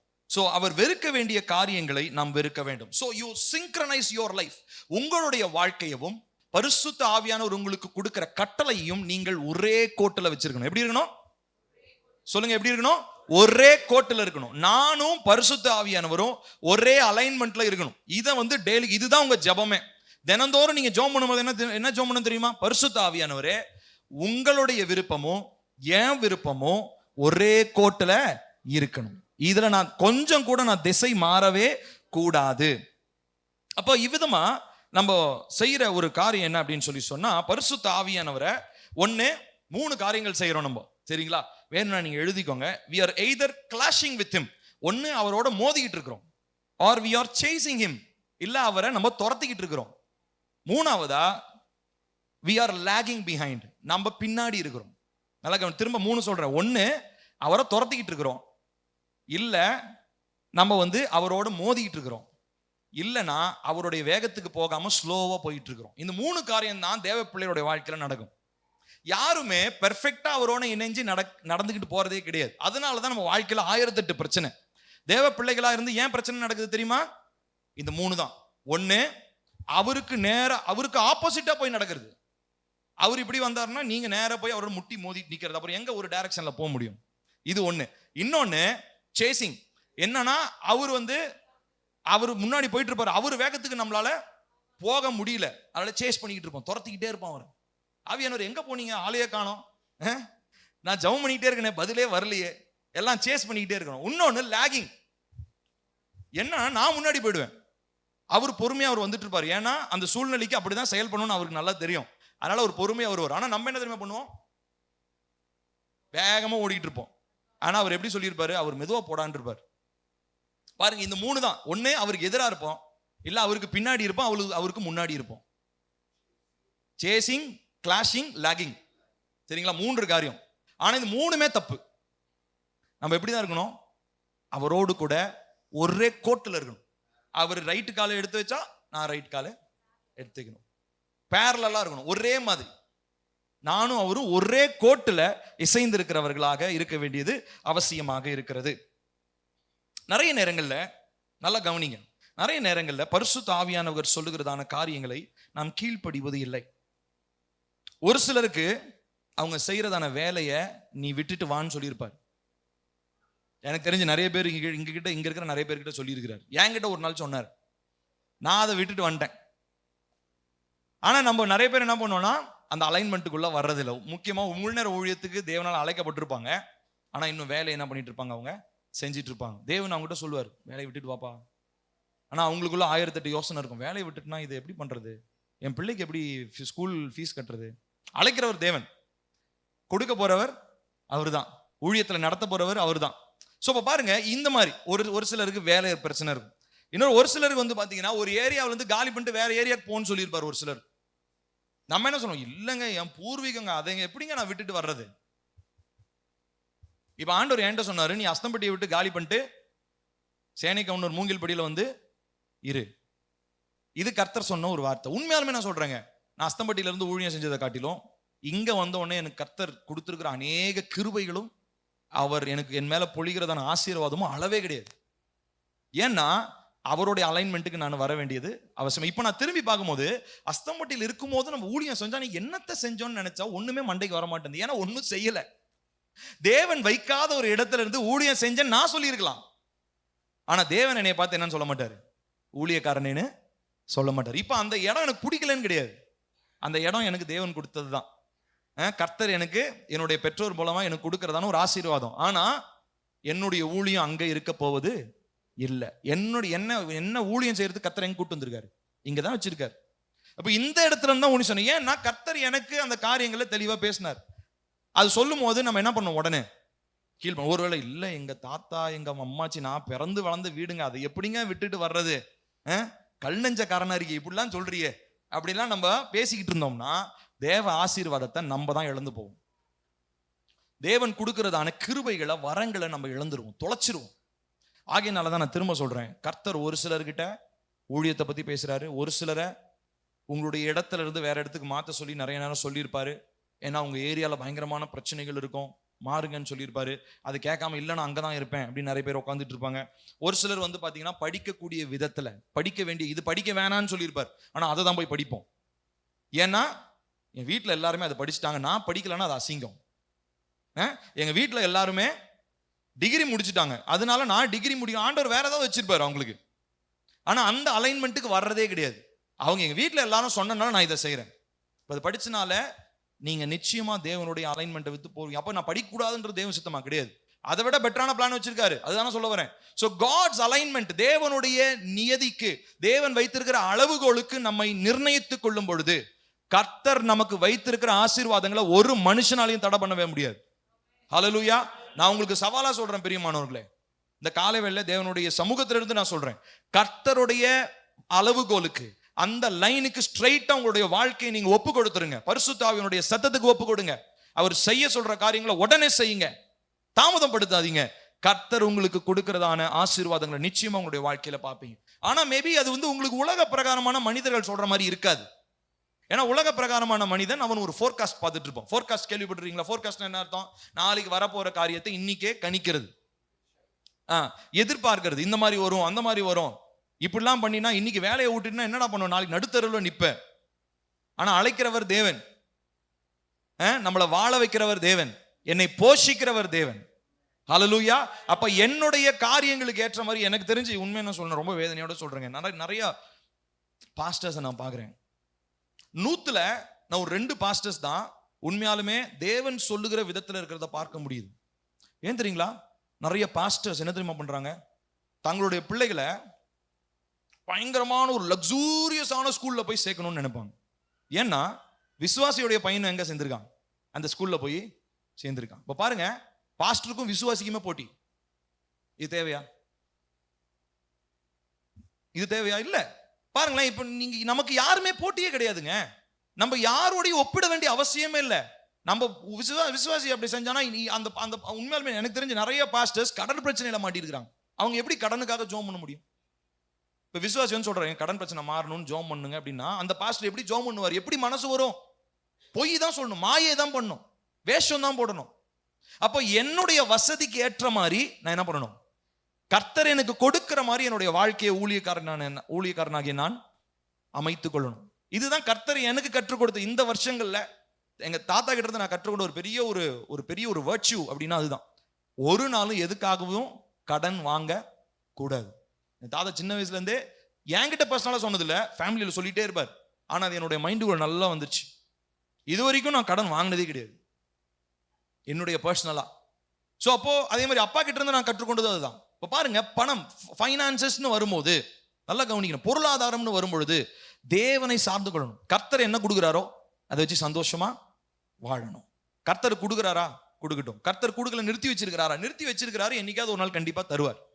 இதுதான் ஊழியக்காரனாகி என்னுடைய மனநிலையா இருக்கணும். இதுதான் நான் சொல்றது ஒரு எக்ஸாம்பிள்ங்க. அலைன்மெண்ட்ன்ற அந்த ஒரு விஷயத்துக்காக பொருளாதாரன்ற ஒரு காரியத்தை ஒரு உதாரணமா சொல்றேன். இந்த மாதிரி நிறைய விஷயம் இருக்கு உங்க வாழ்க்கையில. ஆகையினால் இந்த பொருளாதாரம், பணம், படிப்பு, அந்தஸ்து இது எல்லாவற்றிலையும் நீங்க தேவன் பரிசுத்த ஆவியானவரோட ஒரே கோட்டில் இருக்கிறீங்களான்னு நீங்க கொஞ்சம் ஆராய்ந்து பாருங்க. நான் சொல்றது புரியுதுங்களா உங்களுக்கு?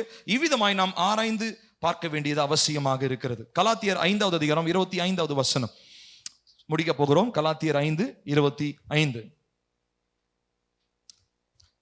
வாசிக்கலாமா? நாம் கலாத்தியர் 5:25 நாம் ஆவியினாலே பிழைத்திருந்தால் ஆவிக்கேற்றபடி நடக்கவும் கடவோம். பாருங்க, ஆவியின்படி நீங்கள் பிழைத்திருந்தால் உங்களுடைய நடை எப்படி இருக்கணுமா? ஆவிக்கேற்றபடி இருக்க வேண்டும். Your life will align with the Spirit of God. உங்கள் வாழ்க்கை பரிசுத்த ஆவியானவரோடு நேர்கோட்டிலே இருக்கும். எப்போ? நீங்கள் ஆவியின்படி பிழைத்திருந்தால். அப்ப இன்னைக்கு தேவ பிள்ளைன்னு சொல்லிட்டு தேவன் வச்சிருக்கிற அந்த வரைமுறைகளை நான் மீறும் பொழுது என்னுடைய வாழ்க்கையில கண்டிப்பா பிரச்சனை வரும். So align your life with the Spirit of God. உங்கள் வாழ்க்கையை கர்த்தருடைய ஆவியோடும் அவர் உங்களுக்கு கற்றுத்தருகிற வசனங்களோடும் உங்கள் வார்த்தையை நீங்க என்ன பண்ணணும்? அலைன் பண்ணிக்கணும். அலைன்மெண்ட் இல்லைன்னா கிருபையில நீங்க போலாம், ஆனா ரொம்ப நாள் உங்களுடைய வாழ்க்கை ஓடிட்டே இருக்க போதில்லை. இன்னைக்காவது ஒரு நாள் வாகனம் போய் ஏதோ ஒரு இடத்துல மோதுற மாதிரி நம்முடைய வாழ்க்கை மோதிக்கிட்டு நிற்கும். அப்போ பரிதாபப்பட்டு அழுது எந்த பிரயோஜனமும் கிடையாது. அப்ப கர்த்தர் நம்ம கிருபையா தருணங்களை கொடுத்திருக்கிறார். ஏன் இந்த 21 நாட்கள் நமக்கு ஒரு பெரிய ஒரு கிஃப்ட். என்ன கிஃப்ட் தெரியுமா?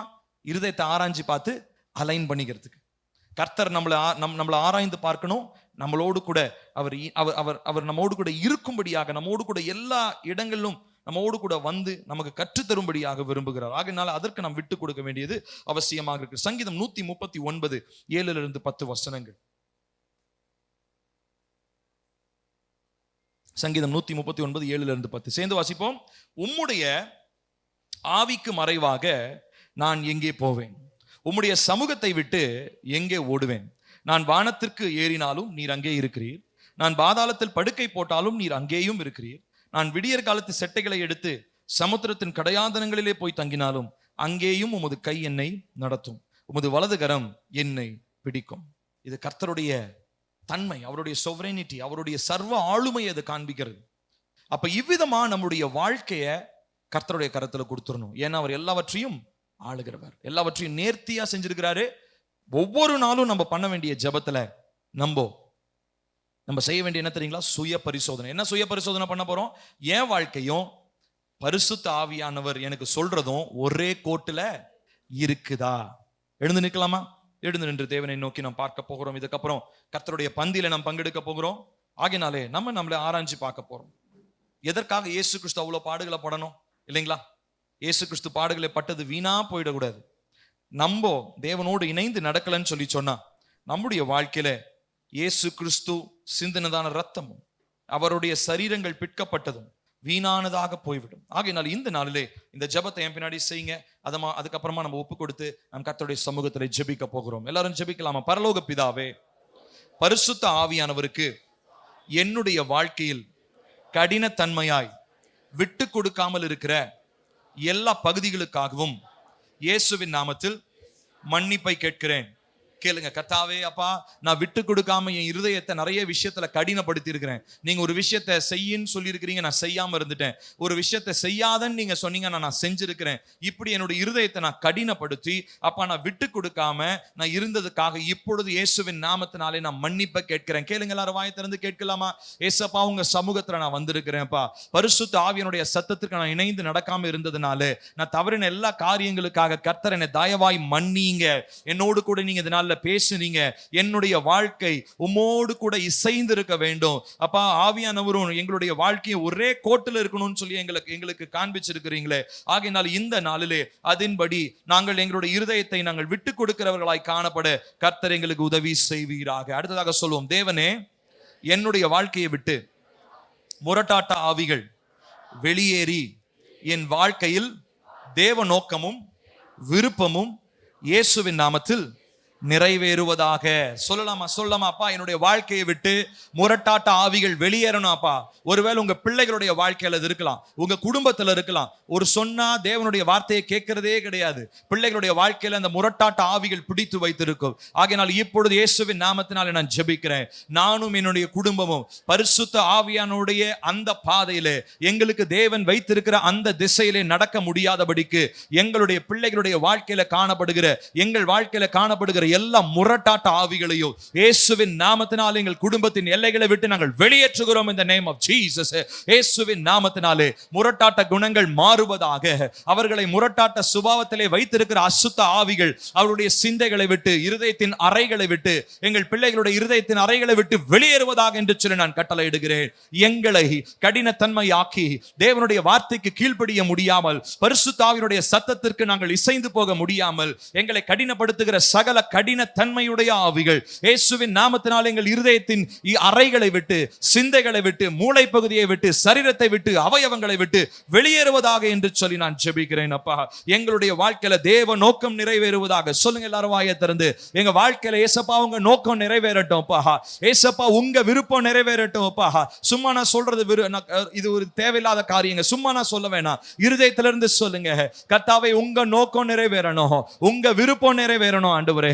ஓ ஆவியானவருடைய ஆவியானவருடைய காரியங்களுக்கு என்னை நான் விட்டு கொடுக்கிறேன். இசைந்து நடக்க எனக்கு உதவி செய்வீராக. அடுத்ததாக சொல்லுங்க, வல்லமை உள்ள தேவனே, என்னுடைய வாழ்க்கையின் எல்லா பகுதியிலும் நான் பரிசுத்த ஆவியானவருடன் இணைந்து நடக்க எனக்கு இயேசுவின் நாமத்தில் உதவி செய்யும். பரிசுத்த ஆவியானவரின் உந்துதலின்படி மாத்திரம் நான் செயல்பட எனக்கு வேண்டிய கிருபையை கர்த்தர் தருவீராக. சொல்லுங்க எல்லாரும் சொல்லலாமா? கர்த்தாவே நீங்க சொன்னாதான் செய்யணும்ப்பா. நீங்க சொல்லாத எந்த ஒரு காரியத்தை நான் செய்யக்கூடாதப்பா. நீங்க கொடுக்கிற உந்துதலுக்கு நாங்க கீழ்ப்படியணும். என்னுடைய சிந்தையில நீங்க சின்ன சின்ன காரியங்களை உணர்த்துறீங்க, சின்ன சின்ன காரியங்களை குறித்து என்னோட பேசுறீங்க. அந்த சின்ன சின்ன காரியங்களை குறித்து நாங்க உணர்வுள்ளவங்களா இருக்கணும்ப்பா. தேவையற்ற எல்லா கடினத்தன்மையை வெளியேற்றி அப்பா எங்களுடைய வாழ்க்கையில பரிசுத்த ஆவியினுடைய உந்துதலின்படி மாத்திரம் நாங்கள் நடக்க எங்களுக்கு கிருபை தருவீராக.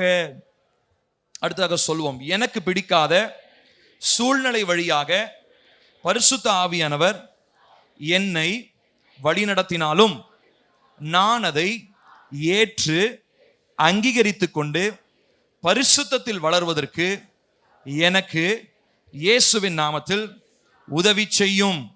நிறைய பேருடைய வாழ்க்கையில உங்க பிளான் டிஸ்டர்ப் ஆகும்னு சொல்லி தேவனுடைய பிளானை நீங்க நிறைவேற்றாமையே இருக்கிறீங்க. ஏன்னா உங்களுடைய திட்டம் நாசமா போயிடும் சொல்லி.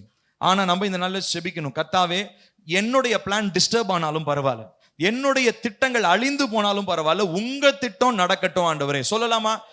தைரியமா இருக்கிறவங்க தான் சொல்லணும். கோழைகள் இதை சொல்லாதீங்க. என் திட்டம்லாம் கெட்டு போயிடுமே, நான் இவ்வளவு யோசிச்சிருக்கிறேனே, நான் இவ்வளவு கனவு கண்டிருக்கிறேனே, என் ஆசை இவ்வளவு இருக்குது, எனக்கு இவ்வளவு இருக்குதேன்னு யோசிக்கிறவங்க தயவு செஞ்சு இந்த ஜெபத்தை பண்ணாதீங்க. கர்த்தருடைய திட்டம் பெரியது, உன்னதமானது நம்புறவங்க மாத்திரம் இந்த ஜெபத்தை பண்ணுங்க. என் பின்னாடி, கர்த்தாவே உங்க திட்டம் மாத்திரம் நடக்கட்டும் ஆண்டவரே. எனக்கு பிடிக்காத சூழ்நிலை இருந்தாலும் பரவாயில்ல, என்னுடைய பிளான்ஸ் கெட்டு போனாலும் பரவாயில்ல, உங்க திட்டங்கள் நிறைவேறணும். சொல்ல முடியுமா? தைரியமா உள்ளவங்களை சொல்லுங்க. யுத்தத்துக்கு போறவங்க, தைரியமா இருக்கிறவங்க தான் யுத்தத்துக்கு வர முடியும். கோழைகள் எல்லாம் ஓடி போயிட வேண்டியதுதான். கோழைகளுக்கு இடம் இல்லை. சொல்லுங்க, கர்த்தாவே என் திட்டம் கெட்டு போனாலும் உங்க திட்டம் நிறைவேறட்டும் ஆண்டவரே. என் திட்டம் அழிந்து போனாலும் உங்க திட்டம் நிலை நிற்கட்டும் ஆண்டவரே. என்னுடைய வாழ்க்கையில தேவ நோக்கம் தான் நிறைவேறணும் இயேசப்பா. பரிசுத்த ஆவியானவரே, என்னை நீர் எந்த வழியில நடத்தினாலும், எனக்கு அசௌகரியத்தை ஏற்படுத்துகிற வழியாக இருந்தாலும் நான் அதிலே நடந்து செல்ல பரிசுத்த ஆவியானவரே எனக்கு கிருபை தருவீராக. இயேசுவின் நாமத்தினால நான் ஜெபிக்கிறேன். ஓ, எல்லா விதமான அசௌகரியத்தை காரியத்தை பார்த்துட்டு என்னுடைய வாழ்க்கையில நான் உம்மோடு நடக்கிறத நான் தவறவிட போவது இல்லை இயேசுவின் நாமத்தினாலே. என்னுடைய வாழ்க்கையில என்னுடைய திட்டங்கள் அழிக்கப்பட்டாலும், அது மறைந்து போனாலும், கெடுக்கப்பட்டாலும், உம்முடைய திட்டம் பரலோகத்திலே எனக்காக, என் மனைவிக்காக, கணவனுக்காக, பிள்ளைகளுக்காக, சந்ததிக்காக நீர் வைத்திருக்கிற திட்டங்கள் மாத்திரமே இயேசுவின் நாமத்தினாலே நிறைவேறுவதாக என்று சொல்லி நான் ஜெபிக்கிறேன். கர்த்தருடைய ஆவியானவரே, நீர் மகத்துவமான காரியங்களை எங்களுடைய வாழ்க்கையில செய்ய உண்மையுடையவரா இருக்கிறீங்க. நம்ம எல்லாரும் கொஞ்ச நேரம் கண்களை மூடி தேவ சமூகத்துல ஜெபிக்க போகிறோம். இவ்வளவு நேரம் நம்ம 3 காரியங்களை பார்த்தோம். கர்த்தர் இந்த நாள் நிச்சயமாய் நமக்கு ஒரு பெரிய மாற்றத்தை தர உண்மை உள்ளவரா இருக்கிறார். கேட்கலாமா? கர்த்தாவே, எங்களுடைய வாழ்க்கையில நீர் செய்ய நினைத்தது ஒரு நாளும் தடைபடாதப்பா. ஹல்லேலூயா, ஹல்லேலூயா, ஹல்லேலூயா. ஓ இயேசுவே, உமக்கு நன்றி, நன்றி, நன்றி சொல்லுகிறோம் ராஜா. நன்றி சொல்லுகிறோம் ஏசப்பா. நன்றி சொல்லுகிறோம் ஏசு ராஜா. ஹல்லேலூயா, ஹல்லேலூயா. இயேசுவே, உமக்கு நன்றி, நன்றி, நன்றி அப்பா. அப்பா, நீர் செய்ய நினைத்தது ஒரு நாளும் தடைபடாது. நீர் செய்ய நினைத்தது ஒரு நாளும் தடைபடாது. தைரியமா சொல்லுவீங்களா? கர்த்தாவே, நீர் செய்ய நினைத்தது ஒரு நாளும் தடைபடாது. கர்த்தாவே, தேவ நோக்கம் எங்களுடைய வாழ்க்கையில நிறைவேறுவதாக, தேவ நோக்கம் எங்களுடைய வாழ்க்கையில நிறைவேறுவதாக என்று சொல்லி நாங்கள் ஜெபிக்கிறோம்பா. ஹல்லேலூயா, ஹல்லேலூயா, ஹல்லேலூயா. ஓ இயேசுவே, உமக்கு நன்றி, நன்றி, நன்றி, நன்றி அப்பா. நன்றி ஆண்டவரே, நன்றி, நன்றி. ஹல்லேலூயா, ஹல்லேலூயா, ஹல்லேலூயா. ஜீசஸ்.